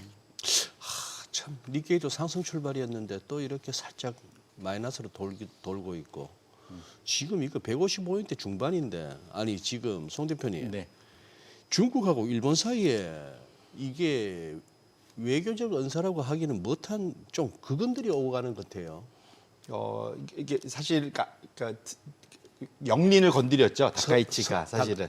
다카이치 다카이치 총리가 중국이 가장 뭐랄까요 민감해하는 게 대만 이슈잖아요. 사실은. 그러니까 원 차이나를 외치는 중국한테 대만 유사시 심지어는 군사 개입을 할 수 있다라고 그 사실 소위 다카이치 말하는 총리가 집단 자위권 예, 이걸 예. 발동해서 일본 자위대가 대만을 도울 수 있다. 네. 그러니까 사실은 그것이 원래는 그 전에 이제 그러니까 소위 인도 태평양 전략 중에 하나였던 거고 아베 때 사실 나왔던 그 전략 중에 하나였긴 하고 그걸 그대로 승계한 거라 볼 수 있는데 초기에 좀 계속 뭐랄까 아주 공격적으로 나오고 있죠. 다카이치 총리가. 근데 그건 이제 자기 국내의 낮은 지지율을 끌어올리려는 목표가 1차적인 것 같고 여기 일정 부분 미국도 좀 끌어들이고 다시 좀 그러니까 끌어들이고 싶어 하는 것도 있고 이제 이런 것들이 있는 것 같은데 1차적으로 그러니까 미국은 이제 트럼프 대통령을 바뀌면서 관심이 없어진 것 같아요. 거기에서. 1차적으로. 그러니까 그것에서 실패하고 지금 내부의 이제 지지율 확보에 어찌 보면 중국과의 그 갈등을 만들어내는 건데 성공을 한 것 같습니다. 1차적으로. 무슨 말이냐면 지난 주말 동안 발표된 다카이치 총리의 국정 수행 능력에 대한 평가 상당히 많이 올라갔거든요. 아, 그래요? 그거는 많이 올라갔는데 문제는 실제적으로 경제적으로는 엄청난 이제 피해를 보게 되는 상황이 지금 진행이 되는 것 같아요. 그래서 제가 이제 많이들 얘기 회자됐긴 할 텐데 지금 그러니까 일본의 그러니까 소위 수출 시장에서 1등이 자동차고 2등이 관광이거든요. 네. 그러니까 아하. 상당히 높은 관광입니다. 관광 수지가 크구나. 중국 사람들이 일본 관광 가는 거. 맞습니다. 그래서 올 초부터 9월 달까지 보면은 대략 3,165만 명이 일본을 방문했는데 그 중에 24%가 중국입니다. 2등이 우리나라 21%, 대만이 16% 이 수준으로 가는데 위에 있죠. 근데 지출액은 비중이 더 높아요. 7, 9월 달만 놓고 보시면 지금 방문객은 24%인데 지출액은 28%입니다. 훨씬 넣고 우리나라는 보시면 오히려 10%로 확 떨어져요. 이게 무슨 말이냐면 소위 객단가로 우리 표현하잖아요. 가서 돈 쓰는 게 제가 그때 지금 일본 관광청 데이터를 보니까 우리나라는 1인당 한 10만 엔 정도 쓰거든요. 가갖고. 그런데 중국은 26만 엔. 와. 우리 2배 이상 씁니다. 이제 실제로 중국이 큰 손이에요. 큰 네네. 손. 그러니까 많이도 오거나 돈을 더 많이 써요. 다른 데들보다. 와도 또. 예. 그러니까 이렇게 하면 지금 당장 이게 한일령이 지금 발동이 된 거지 않습니까? 네. 이제 가지 말란 얘기인데 그래서 당장 데이터 나오는 게 GDP 한 0.35%포인트는 갉아먹을 것 같다. 근데 하필이면 이번 3분기 때 전 분기 대비 역성장했어요, GDP가. 예. 그러니까 이번 4분기, 내년도 1분기 성장에 이것이 지속되면은 어느 정도 타격을 줄 수밖에 없는 상황이고, 그럼 다카이 총리가 지금 정치적으로는 여기에서 이득을 받지만 예. 경제적으로 이것이 지속되면은 그 이득을 계속 내 걸로 계속 가져갈 수 있겠느냐라는 고민이 있을 것 같고요. 전에 이제 이 한 예로 비교할 수 있는 게 소위 이제 우리가 2012년도에 센카쿠 네. 이게 일본 말이고 저기 중국 말로는 다오이다우 이제 이 두 가지 그 한 특정한 작은 무인도를 갖고 소위 영토 분쟁이 있었지 않습니까? 당시에 보면은 일본의 그 대중국 수출이 그 짧은 시간에 10% 이상 급락한 적이 있어요. 그때 엄청나게 이제 소위 그 반일 운동이 중국에 확산이 됐었죠. 그래서 당장 그건 아닌데 이것이 좀 지속되면 당시에는 왜냐하면 그 소위 일본이 중국 무슨 아마 민간 선장을 납포해 갖고 감금을 오래 하고 뭐 이런 이슈가 있었습니다. 지금 네. 당장 그런 건 아니지만 이런 것이 지속된다면 일본한테는 상당한 좀 피해를 줄 수 있을 것 같고요. 그 반대 수혜를 우리나라가 좀 볼 수 있는 거죠. 왜냐하면 국내로의 이제 소위 여행객이 전환될 수 있고 그것 때문에 최근에 우리나라 호텔주 네. 그다음에 그 관련돼 갖고 그 여행주 뭐 이런 것들이 좀 최근에 한 2, 3일간 많이 올랐고요. 맞아요. 오늘 이제 화장품도 이제 사실 그 화장- 받는 예. 것 같고 반면에 거꾸로 일본은 거기에 슈쉐이도 이런 것만 한 9% 이상 빠지고 아하. 그다음에 백화점 이름 생각하는데 거기도 한 12% 이상 그다음에 도쿄 디즈니 그 운용하는 회사도 한 7, 8% 이렇게 빠집니다. 네, 네. 결론적으로는 다이렉트 직격탄을 받을 수 있어서 일본 입장에서는 건 소위 상당히 뭐랄까요? 지금 그 다카이치 총리가 소위 그 엄청난 승부수를 던졌는데 과연 이것이 좋은 결과로 맺을지는 한번 지켜볼 필요가 있겠다. 우리는 이렇지만 굿이나 보고 옆에서 떡이나 먹어야 되는 그런 상황이다 이렇게 말씀드립니다. 근데 세상이 너무 거칠게 갑니다. 뭐 다카이치 참수 뭐 이런 게 자꾸 이제 기사에 보이길래 한번 살펴봤더니 이게 주일 중국 총영사가 맞습니다. X에다 올린 말이더만요. 맞습니다. 하루 만에 싹 지웠죠. 네. 하루 만에 삭제했습니다만 제멋대로 들이밀고 있는 그 더러운 목을 한치의 주저함도 없이 베어버릴 수밖에 없다. 이게 외교관이 할 얘기입니까 이게? 그렇죠. 상당히 과격하죠. 이거는 조폭도 이렇게까지는 얘기 안 해요. 네. 예.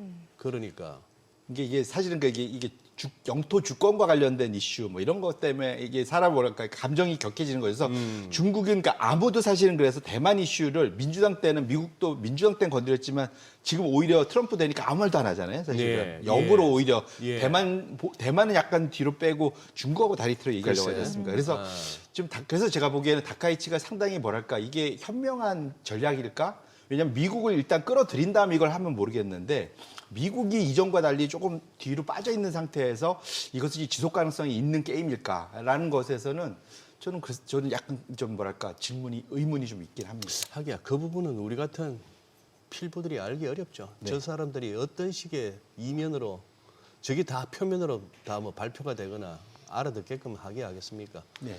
에이펙 전에 일본 가서 뭐 어떤 얘기가 됐을지도 모르고 꼭 뭐 가서 또 정상끼리 만나야 하는 얘기도 아니고 우리가 빠질 테니까 너희가 맡아줄래? 뭐 이럴 수도 있는 거고. 예. 저는 근본적인 물음일 수도 있는데 오늘 그 시장도 그렇고 좀 약간 낙폭이 좀 다시 커지는 양상인데 시장 조정 이유가 뭐예요, 정확히? 일단은 이게 미국도 다 미국 그렇고. 발이잖아요. 예. 기본적으로 제가 전에도 말씀드렸지만 우리나라는 상승할 수 있는 가능성이 장기간 되게 높다 말씀을 드렸는데 유일한 리스크는 미국이 조정받으면 우리도 같이 받을 수밖에 네네. 없다 말씀드렸는데 결국 미국 조정이 이제 예. 일정 부분 이제 나타나려고 이제 소위 약간 이제 걱정이 커진 거죠. 그동안 올라서 비싸서 그런 그렇죠. 거예요? 맞습니다. 그래서 이 장기 밸류에이션을 보는 것 중에 대표적인 게 그 로버트 슐러 교수가 개발한 CAPE 경기 조정 소위 그 프라이스 투 어닝, 그러니까 주가 수익 비율. 네. 케이프 지수. 예, 네. CAPE, 예, 케이프 지수가 있는데 미국 주식은 보시면 맨 위에 있는데 2000년도 닷컴 버블 수준까지 이제 다 올라가 버렸거든요. 예. 그러니까 비싸요. 그러니까 예. 모든 사람이 다 압니다. 비싸지만 워낙 AI 투자가 공격적이니까 이걸 극복할 거야라고 생각을 또 했는데 실적도 괜찮았고. 예, 그렇죠. 실적도 예. 나쁘지 않고. 그런데 이제 뭐 보니까 워렌 버핏은 현금 비중 더 높이고 있고 피터 틸이라고 대표적으로 네. 이 AI 신목론자가 보니까 엔비디아를 그냥 전량 매도해 버리고 이를 그 마이클 버리는 나와서 쟤네들 회계 부정하고 있어. 뭐 이런 네, 얘기하고 있고 예. 여러 가지로 사실은 고평가일 때 버티기 어려운 상황이 좀 나타나고 있다. 근데 반면에 그래서 미국 내에서 오히려 이 상황에서 무슨 얘기가 돌냐면 미국은 비싸. 그러니까 우리가 십몇 년 동안 재미를 봤잖아, 미국에서. 이제는 좀 지역 다변화해야 돼. 이 얘기가 좀 나오고 있습니다. 이유는 해외 주식이나 특히 해외 가치주들은 보시면 좀 과거 전고점을 다 못 뚫었어요. 과거 네. 한 중반 정도, 절반밖에 안 되거든요. 그러니까 싸기 때문에. 그래서 그러니까 미국에서 일부 자금을 헐어서 이제는 전 세계로 나가야 돼. 이제 이 얘기들이 나오고 있어서 오히려 조금 이제 이 조정을 좀 거치고 만약 혹시 조정이 온다고 하더라도 네. 거치고 나오면은 분명 우리한테도 기회가 있을 거다. 가장 큰 이유는 우리나라도 사실은 올랐지만 단기간에 많이 올랐지만 여전히 저평가거든요. 그 올해는 좋았죠. 예. 올해는 좋았지만 사실은 작년에 엄청나게 또 안 좋았던 거를 겨우 이제 만회하고 조금 올라간 수준이기 때문에 네. 그렇게 놓고 본다면은 오히려 미국의 조정이 조금 길게 놓고 보면 나머지 국가들, 우리나라를 포함해서 나머지 국가들한테는 수혜로 적어도 자금 흐름 측면에서는 나타날 수 있겠다. 저는 개인적으로 그렇게 기대를 해보고 있습니다. 좀 기다리면 된다는 거죠. 맞습니다. 계좌가 흘러내려가지고. 그래서 여쭤본 그래서 거예요. 이제 개인 투자 항상 말씀드리는데 이런 게 언제 나타날지 몰라서 꼭꼭 풀베팅 하지 마시고 현금을 조금씩은 가져가셔야 된다고 그렇죠. 말씀드리는데 예. 이럴 때 쓰려고 사실은 현금을 가져가는 그렇죠. 거거든요. 그러니까 어제 오후에 이렇게 막 매수하고 싶다가도 좀 더 보자 이런 심리도 있고 네. 그렇게 되더라고요. 그러니까 예. 그래서 근데 어쨌든 현금 비중이 있어야 됩니다. 없으면 네. 뭘 헐어 갖고 들어와야 되기 때문에 헐어가지고. 이 만만치가 않거든요. 왜냐하면 손해 보고 팔을 맞아요. 마음이 항상 나의 고점이 원금이지 않습니까? 네, 맞아요. 어쨌거나 그 깐부 회동 한다고 할 때 삼성전자 들어가고 하는 거 그리고 그때 그 오라클하고 무슨 뭐 오픈 AI 뭐 이렇게 난리치고 해서 오라클이 그냥 푹 이렇게 개법으로 해서 흑 하던 그때가 또 보면은 선수들은 너희들 왔니 하면서 또 던질 때거든요.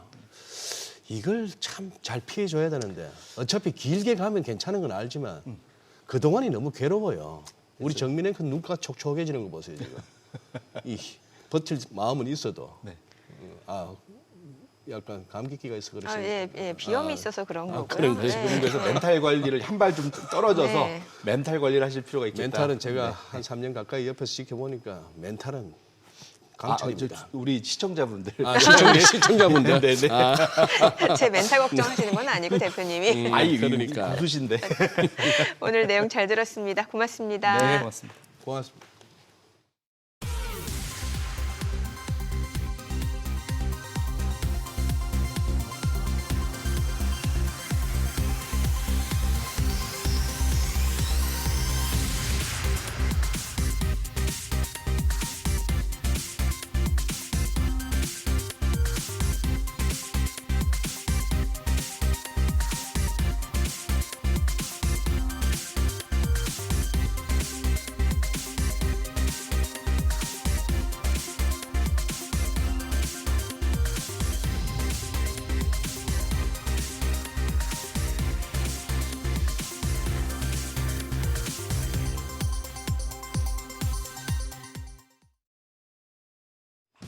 이 시각 시황입니다. 뉴욕 증시가 재채기를 하면 우리 증시는 독감에 걸리기 마련이죠.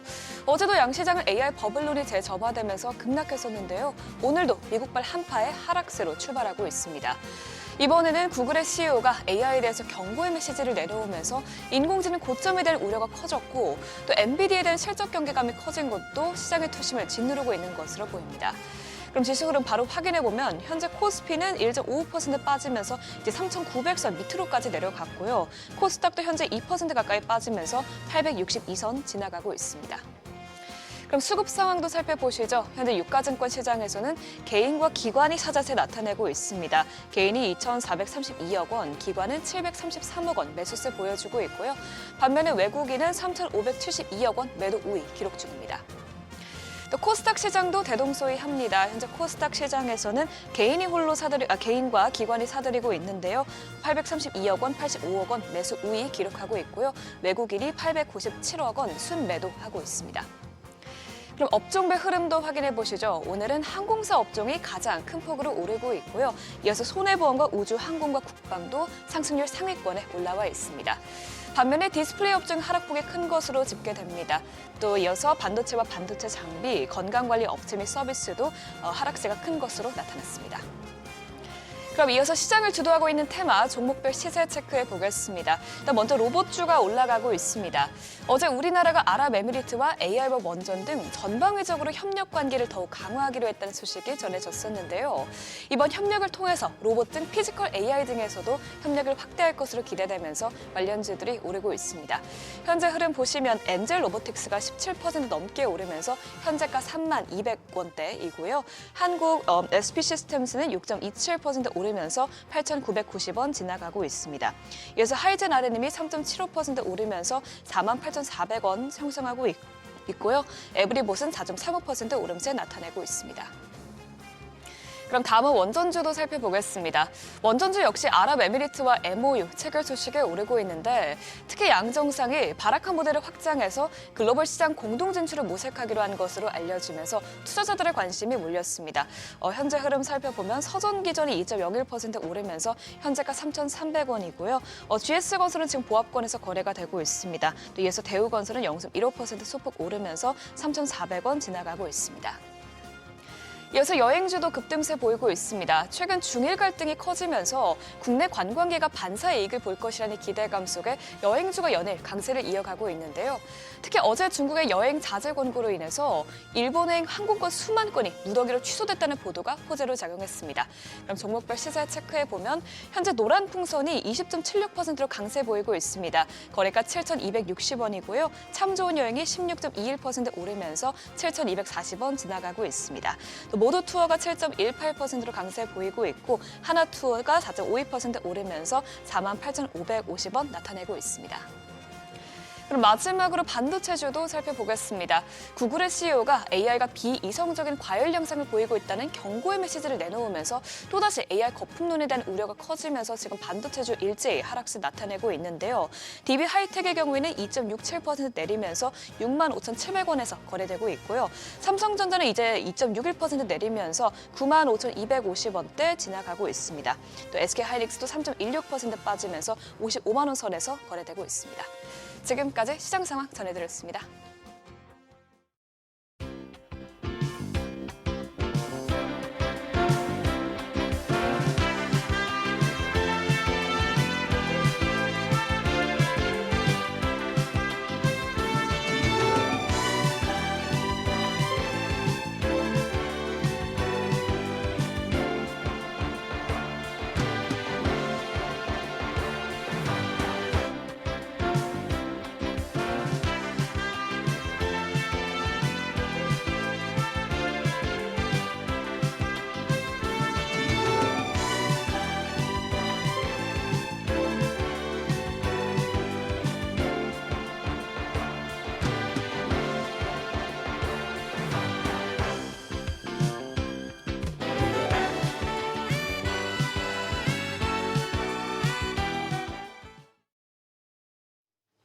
국내 증시 개장 상황 특징 업종 알아보겠습니다.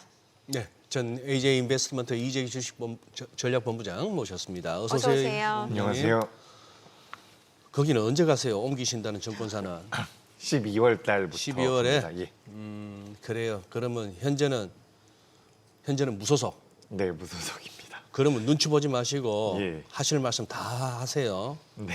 아니 근데 지금 어제 우리 지수가 코스피가 3.32% 빠졌어요.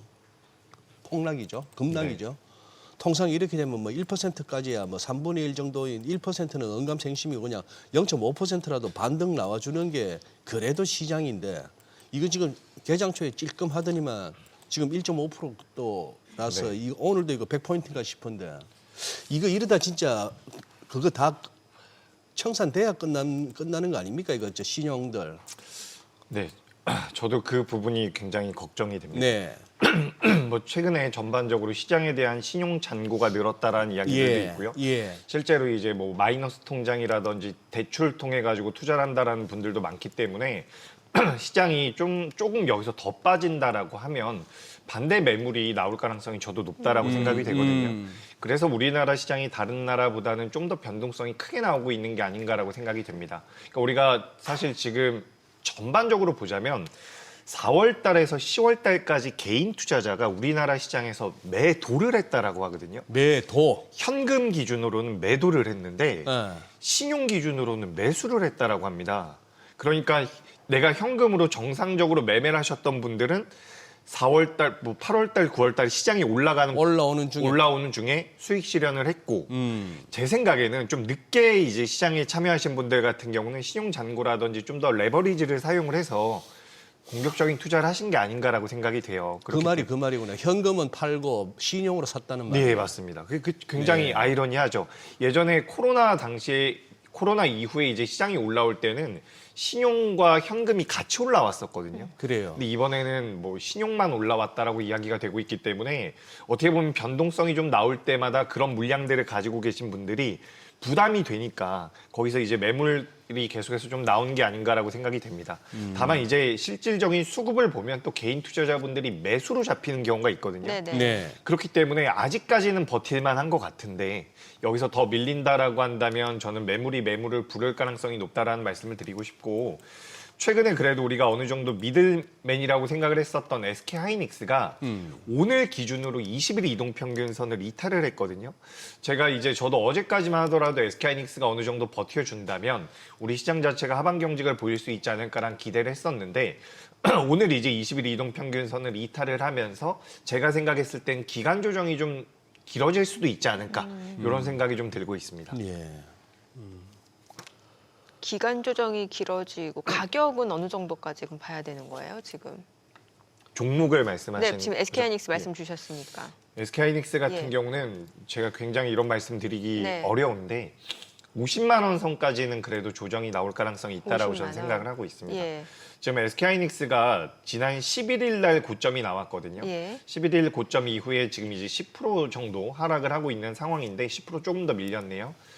이런 식으로 물량이 나온다라고 한다면 지금부터는 SK하이닉스가 가지고 있는 가치가 중요한 것이 아니라 단기적으로 매물이 나올 가능성이 있다라는 거죠. 그러니까 네. 우리가 중장기적으로 본다면 SK하이닉스가 뭐 미국의 마이크론보다도 저평가되어 있는 부분들이 있고 2026년도에 물량들이 전부 다 판매가 됐다라는 내용들까지 나와 있지만 그 내용들은 이미 우리가 알고 있는 내용이고 시장에서의 변동성은 우리가 분석한 것과는 좀 다르게 움직임이 나올 가능성이 있거든요. 그래서 제가 항상 입버릇처럼 말씀드리는 부분이 주가가 올라갈 때는 생각보다 많이 올라갈 수 있고 빠질 때는 생각보다 많이 빠질 수 있다. 그렇기 때문에 만약에 지금 내가 SK하이닉스라든지 반도체가 아예 없어서 네. 내가 이번에 좀 기회로 보고 싶어라고 한다면 분할 매수의 관점으로 보시는 게 맞다라는 말씀을 드리고 만약에 충분히 내가 수익이 났다라고 한다면 일부 현금 확보도 저는 필요하다라고 생각을 하고 있습니다. 사실 지난 월요일이었을 겁니다. 월요일 날 삼성전자와 SK하이닉스에 대한 외국인들의 순매수가 좀 들어왔거든요. 네. 굉장히 오랜만에 외국인들의 순매수가 들어와서 이렇게 되면 외국인들이 매수를 연속적으로 해줬을 경우에는 시세가 좀 더 나올 수 있겠다라는 생각을 했는데 어제부터 바로 또 꺾이는 모습이 나왔거든요. 그렇다라고 한다면 일시적으로 외국인들이 좀 들어왔다가 다시 빠져나갈 수도 있다라고 저는 보여지는 상황이고 지금 우리나라뿐만 아니라 미국 같은 경우도 많이 꺾이는 모양새죠. 그리고 이제 뭐 엔비디아 실적 발표가 우리나라 시간으로는 20일 날 새벽 4시에 나올 겁니다. 그래서 이제 엔비디아가 어떤 실적을 내놓는지 그리고 엔비디아뿐만 아니라 미국의 빅테크 기업들에 대해서 뭐 감가상각을 잘못하고 있다라는 그런 마이클 버리라고 하는 빅쇼트의 주인공이 그런 발언을 좀 했거든요. 거기에 대해서 엔비디아가 뭐라고 이야기를 할지에 대해서도 우리가 좀 들어봐야 될 것 같고 FOMC 회의록이 나오게 되는데 거기에서 이제 12월 달에 대한 금리 인하 여부에 대해서도 우리가 좀 고민을 해봐야 됩니다. 근데 지금 현재 상황에서는 금리 인하 같은 경우도 확률이 좀 많이 내려가 있는 상황이고요. 그리고 이제 엔비디아라든지 미국의 빅테크 기업들 같은 경우도 계속해서 뭐 회사채를 발행하거나 자금을 조달하고 있다라는 부분이죠. 저는 개인적으로 생각을 해봤을 때 이 투자 자체는 멈추지 못할 겁니다. 아, 네. 투자는 멈추지 못할 거예요. 왜냐하면 멈추는 순간 옆에서 다른 기업들이 투자를 한다면 뒤처지는 상황이 놓일 것이기 때문에 투자는 이어질 가능성이 높거든요. 하지만 그럼에도 불구하고 주가의 상당 부분이 반영되어 있다는 점들을 고려해 본다면 지금은 저는 중장기적으로는 뭐 중장기라고 해봤자 뭐 내년 중순 정도까지 보신다면 주가가 다시 올라갈 가능성이 있다라고 봐요. 하지만 단기적으로는 오늘 이제 우리 시장이 아까 전에 말씀해 주셨던 것처럼 어제 많이 밀렸기 때문에 기술적으로라도 한 1% 정도는 반등이 나와줘야 되는데 그런 상황에서도 반등이 못 나왔기 때문에 여기서는 좀 조심하시는 게 맞지 않을까 이렇게 좀 말씀드리겠습니다. 일단 미국 장이 이렇게 좀 돌아서 줘야 될 거 아니에요. 네. 미국 장은 어떻게 보세요? 그러니까 미국 증시가 만약에 저는 개인적으로는 우리나라 증시가 더 매력적이라고 생각을 하고 있거든요. 네. 왜냐하면 엔비디아가 실적이 꺾인다라고 하더라도 엔비디아의 성장성이 좀 둔화된다라고 하더라도 우리나라 삼성전자와 SK하이닉스도 물론 영향을 받겠죠. 하지만 이제 엔비디아의 독주 체제가 끝난다라는 것이지 AI라는 시장 자체가 무너진다라고 저는 보지 않습니다. 그러니까 엔비디아뿐만 아니라 다른 기업들 같은 경우도 칩을 만들기 시작을 하면 우리나라 기업들 같은 경우는 수익성이 좋아질 가능성이 굉장히 높거든요. 그렇기 때문에 저는 일단은 우리나라 시장이 미증시보다는 강할 가능성이 높다라고 봐요. 하지만 그런 과정에서도 미증시가 붕괴가 되면 우리나라 시장도 영향을 받을 가능성이 굉장히 높겠죠. 그래서 지금 미증시 같은 경우도 주요 기업들이 제가 지난주에 이런 말씀을 좀 드렸던 것 같습니다. 미국의 주요 기업들 같은 경우도 음봉이 나오는 횟수가 많아지고 있거든요. 예, 그래요. 그렇기 때문에 지금 미증시 같은 경우도 여기서 좀 무너진다라고 하면 조정폭이 좀 나올 가능성은 있다라고 생각을 하고 있습니다.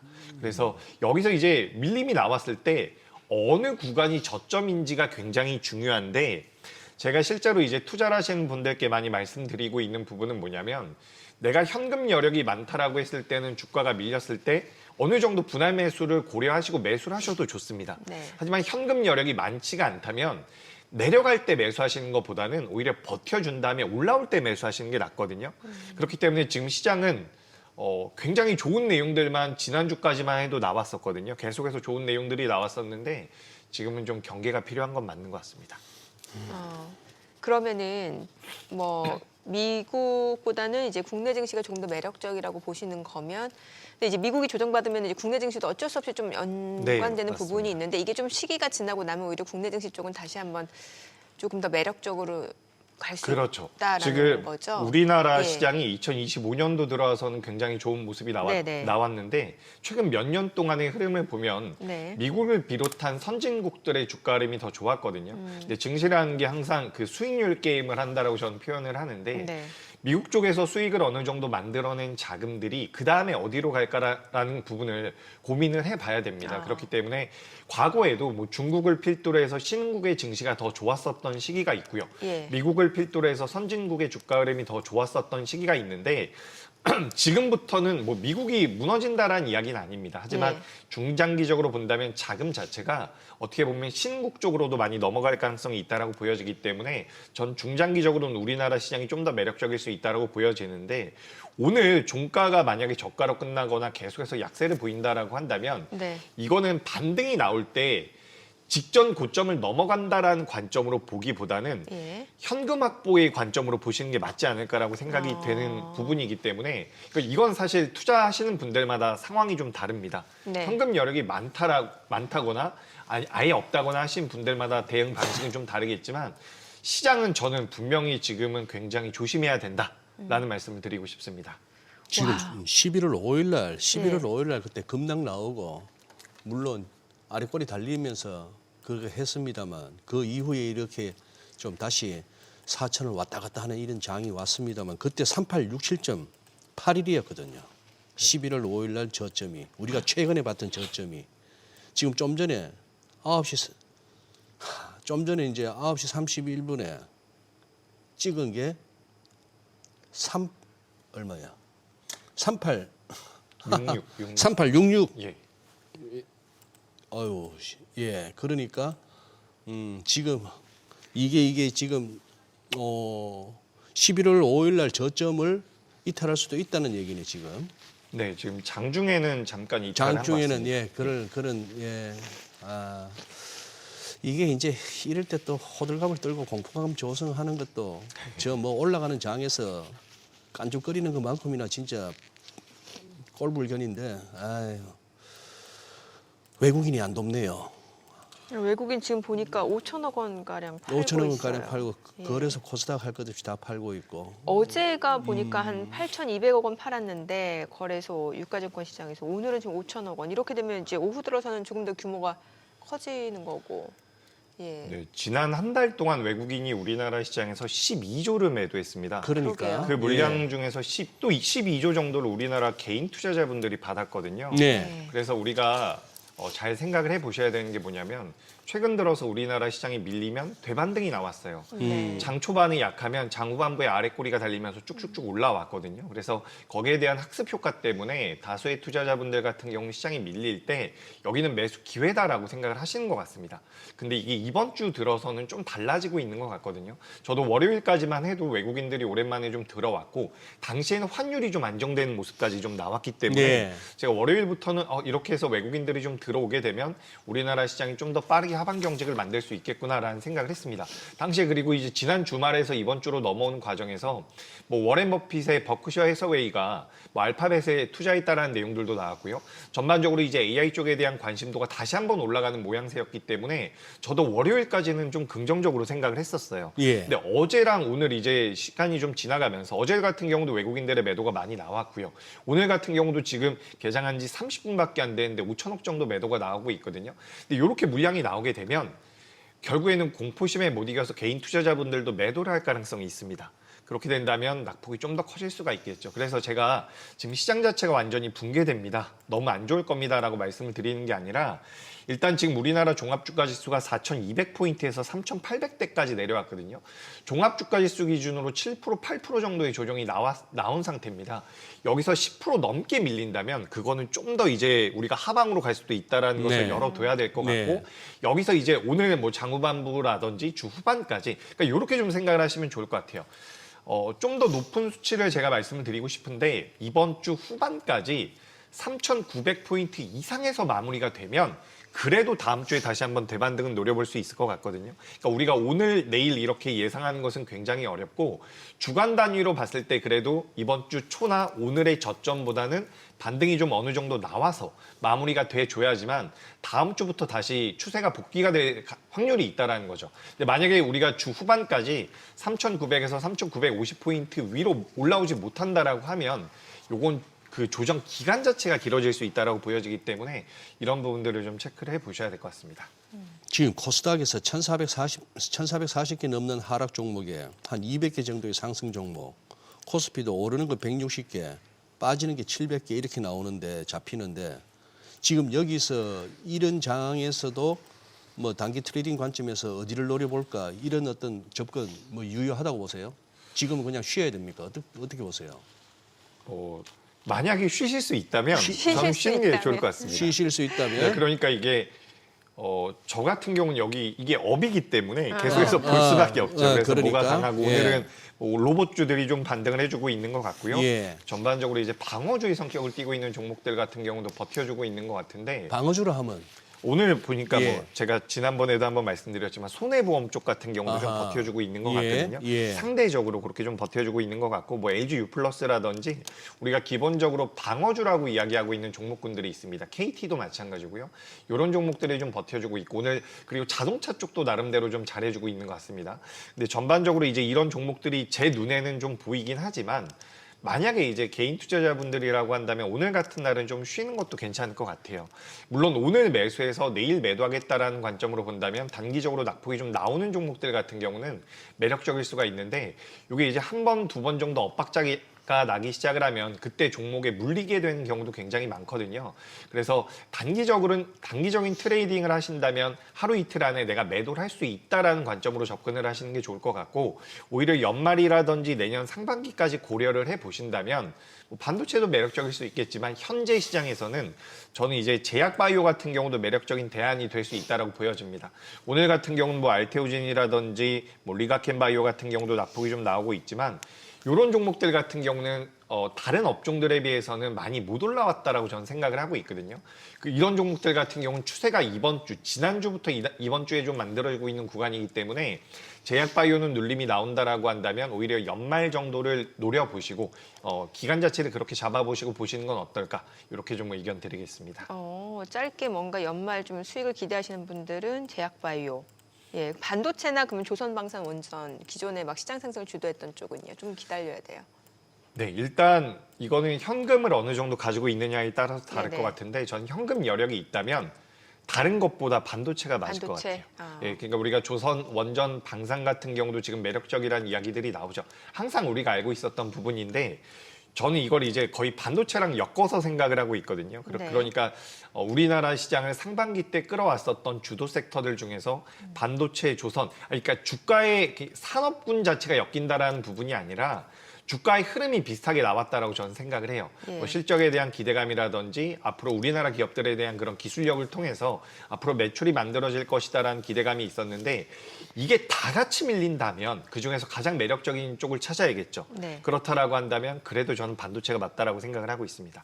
그래서 저는 포트를 구성을 할 때 반도체를 저는 그래도 30에서 40% 정도를 생각을 하고 있었는데 이제만 한 20% 정도 가져가는 게 맞지 않을까라고 생각이 되고요. 하반기를 좀 고려를 해보면 방어주의 성격을 띠고 있는 종목군들을 20% 정도 그리고 변동성을 좀 노려보신다면 제약바이오도 20% 정도를 가져가는 게 좋을 것 같고 나머지 40% 정도를 현금으로 가져가시는 것도 괜찮을 것 같은데 최근에 이 한일령에 관련되어 있는 내용들이 좀 나오고 있죠. 네네. 한일령. 예, 한일령이라고 이야기를 하더라고요. 예. 우리 한한령 했듯이 예. 한일령. 예. 일본을 갖다가 어떻게 제한한다 이런 의미? 예, 그런 예, 예. 의미인데 이게 지금 노랑풍선 같이 여행 관련주들에 대해서도 영향력을 미치고 있지만 우리가 가만 생각해 보면 지금 한일령 같은 경우도 몇 년이 됐거든요. 그렇기 때문에 우리가 일단은 굉장히 단기적인 관점에서 이 중국과 일본의 관계가 악화되는 부분에 대해서 분석을 하고 있지만 생각보다 길어질 수도 있다는 것을 저는 염두할 필요가 있다고 보여져요. 그리고 우리가 어제 같은 경우도 서부 T&D라는 기업과 뭐 GS P&L 같은 기업들의 변동성이 굉장히 잘 나왔거든요. 예. 근데 이 기업들이 호텔 사업을 하고 있는데 공통점이 있습니다. 그게 뭐냐면 3분기 때 실적이 좋아진 기업들이에요. 예. 그러니까 우리가 중국에서 뭐 무비자 관광을 한다라는 내용들이 나오면서 우리가 올해 초에도 그랬고요. 작년부터도 관련되어 있는 기업들에 대한 그런 한일령 해제 모멘텀들이 있었거든요. 근데 이 기업들이 실제로 3분기부터 실적이 좋아지는 모습이 나오고 있다는 거죠. 근데 그런 부분들이 지금 중국과 일본의 관계를 통해서 우리나라 시장의 반사이익으로 작용이 된다면 3분기뿐만 아니라 4분기 그리고 내년 상반기까지도 실적 자체가 실제로 개선이 될 가능성이 전 있어 보입니다. 그런 관점에서 본다면 이게 어떻게 보면 굉장히 일시적으로 테마성으로도 움직임을 보일 수가 있겠지만 실제로 3분기에 실적 발표를 했었던 한일령 수혜를 받을 수 있는 업종들 같은 경우는 뭐 엔터 쪽은 좀 안 좋게 나왔지만 그 외의 업종들 같은 경우는 실적이 괜찮았거든요. 그래서 이게 실제로 반영이 될 가능성이 있다는 관점으로 본다면 이 중국과 일본과 관련되어 있는 기업들 같은 경우도 뭐 10% 정도는 네. 저는 보유해 보는 것도 괜찮지 않을까 이렇게 좀 생각을 하고 있습니다. 우리 또 개인 투자자분들 가운데 지금 효성중공업 갖고 고민하시는 분들 적지 않다고 저는 짐작이 가는 게 이게 뭐 저희도 마찬가지였습니다만 최근에 한두 달 어지간한 증권방송 채널 유튜브에서 네. 굉장히 효성중공업을 얘기했어요. 그리고 뭐 차트를 볼 것 같으면 이거는 좀 비현실적인 차트가 나왔고 그리고 지금 고점 대비 벌써 한 20%입니다. 마이너스. 이거 어떻게 대응하는 게 맞다고 보세요? 이 본부장님. 네, 일단 지금 효성중공업을 굉장히 많이 보유하고 계시다면 네. 전 덜어내는 게 맞다라고 생각을 하고 있어요. 그러니까 중장기적으로 본다라는 것이 사실 그 조정 과정을 다 버틸 수 있어야 되거든요. 네. 비중이 많다라는 것, 뭐 내가 가지고 있는 자산에서 50% 넘게 들어갔다라고 하면 그 버티는 과정이 저는 굉장히 어려울 거라고 생각을 합니다. 효성중공업뿐만 아니라 우리나라 변압기 기업들 같은 경우는 분명히 쇼티지가 나오고 있는 부분들로 인해서 공급자 우위 시장에 놓여 있거든요. 네. 수익성은 좋을 것이다라고 생각을 하는데 우리가 그렇게 일반적으로 생각을 하고 있는 산업 분야와 실제 이 주가 흐름 자체는 다른 경우도 분명히 있기 때문에 전 조정의 가능성을 좀 더 높게 보고 있습니다. 그렇기 때문에 이제 변압기 같은 경우도 저는 반등이 나왔을 때는 비중 조절이 좀 필요하지 않을까라고 생각을 하고 있고, 다만 중장기적으로 본다면 반도체만큼이나 중요한 게, 반도체보다 어떻게 보면 더 중요한 게 에너지원과 전력 기기 쪽이라고 보시면 좋을 것 같거든요. 그래서 이제 중장기적으로 보면 매력적이지만 지금 만약에 비중이 많이 들어가 있다라고 한다면 반등이 나올 때는 비중을 조금 줄여보시는 게 어떨까. 그러니까 고점 대비해서 조정도 충분히 나왔고, 오늘 장후반부의 반등이 종합주가지수 기준으로 나와준다면 그때는 또 탄력적인 반등이 나올 수도 있겠지만, 이게 추세적인 반등이라고 보기에는 오늘 현재 시점에서는 좀 무리가 있지 않을까. 저는 그렇게 생각이 됩니다. 지금 전력 쪽 말씀 주셨으니까 또 최근에는 그 ESS 쪽도 얘기가 많이 나왔습니다. 그런데 오늘 보니까 외국인들이 전체적으로는 매도 5위긴 합니다만 종목별로 봤을 때는 이제 셀업체 LG 에너지솔루션, 삼성 SDI는 사는데, 사실 이들 종목 같은 경우는 그동안 또 시장 상승에서 약간 소외된 측면도 있었거든요. 그럼 이럴 때 이런 쪽도 보는 건 어떤지도 좀 알려주세요. 네, 괜찮습니다. 괜찮아요? 괜찮습니다. 그런데 저는 비슷해요. 그러니까 이게 우리가 우리나라 기업들 중에서 수출을 잘하고 우리나라 시가총액 상위 종목군들을 차지하고 있는 게 반도체와 2차 전지죠. 네네. 코스피 기준으로 봤을 때. 근데 이제 여기서 반도체와 2차 전지가 같이 밀리면 저는 반도체가 좀 더 매력적이라고 생각을 하고 있습니다. 근데 나는 반도체에 대해서는 관심이 없고 2차 전지는 어떻게 할까라고 여쭤보신다면, 전 눌림이 나왔을 때는 매수의 관점은 맞다라고 보여져요. 왜냐하면 지금 LG 에너지 솔루션 같은 경우도 단기적으로 20% 정도의 조정이 나온 상태거든요.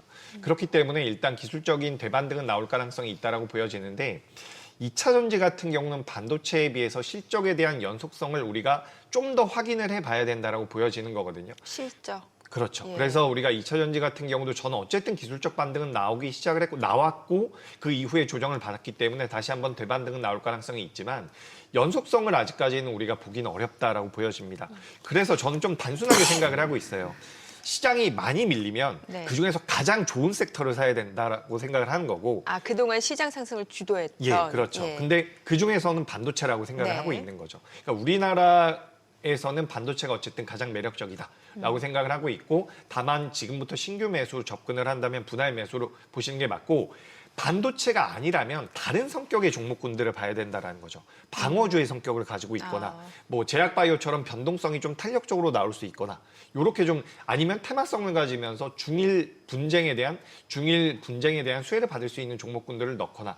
그래서 저는 일단 큰 섹터 내에선 여전히 반도체가 ESS라든지 2차 전지 쪽보다는 매력적으로 이렇게 좀 생각을 하고 있습니다. 알겠습니다. 오늘 내용 잘 들었습니다. 고맙습니다.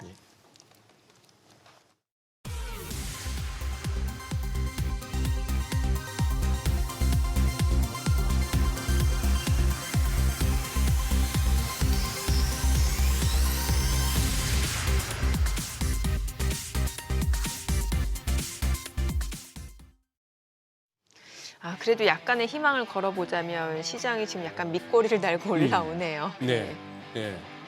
뭐 니케이가 먼저 반등 시도 나왔는데 한 10분 동안은 네. 긴가민가 하다가 확 키우니까 우리도 돌았는데 이 100포인트라는 이 거리를 갖다가 무슨 뭐 마실 나가듯이 그냥 왔다 갔다 하네요. 어제는 쌀이문 얘기하셨고. 예. 네. 아니 적어도 100포인트는 그래도 뭐 하다못해 해외여행급은 아니더라도 적어도 뭐 강원도나 저 어디 제주도 가는 정도의 채비는 해야 되는데, 이걸 갖다가 무슨 저녁 먹고 그냥 동네 산책하듯이 왔다 갔다 해버리니 변동성은 어지간한 맞아요. 변동성입니다. 네. 정신없겠어요. 네. 저희 방송 중에 전해드린 내용과 관련해서 모든 투자 판단의 책임은 투자자분들께 있다는 점 알려드립니다. 네, 세상의 모든 돈 드는 정보 머니쇼. 오늘은 여기서 인사드리겠습니다. 여러분의 모든 경제 SBS 비즈가 함께하겠습니다. 저희는 내일 오전 8시에 찾아뵙겠습니다. 고맙습니다.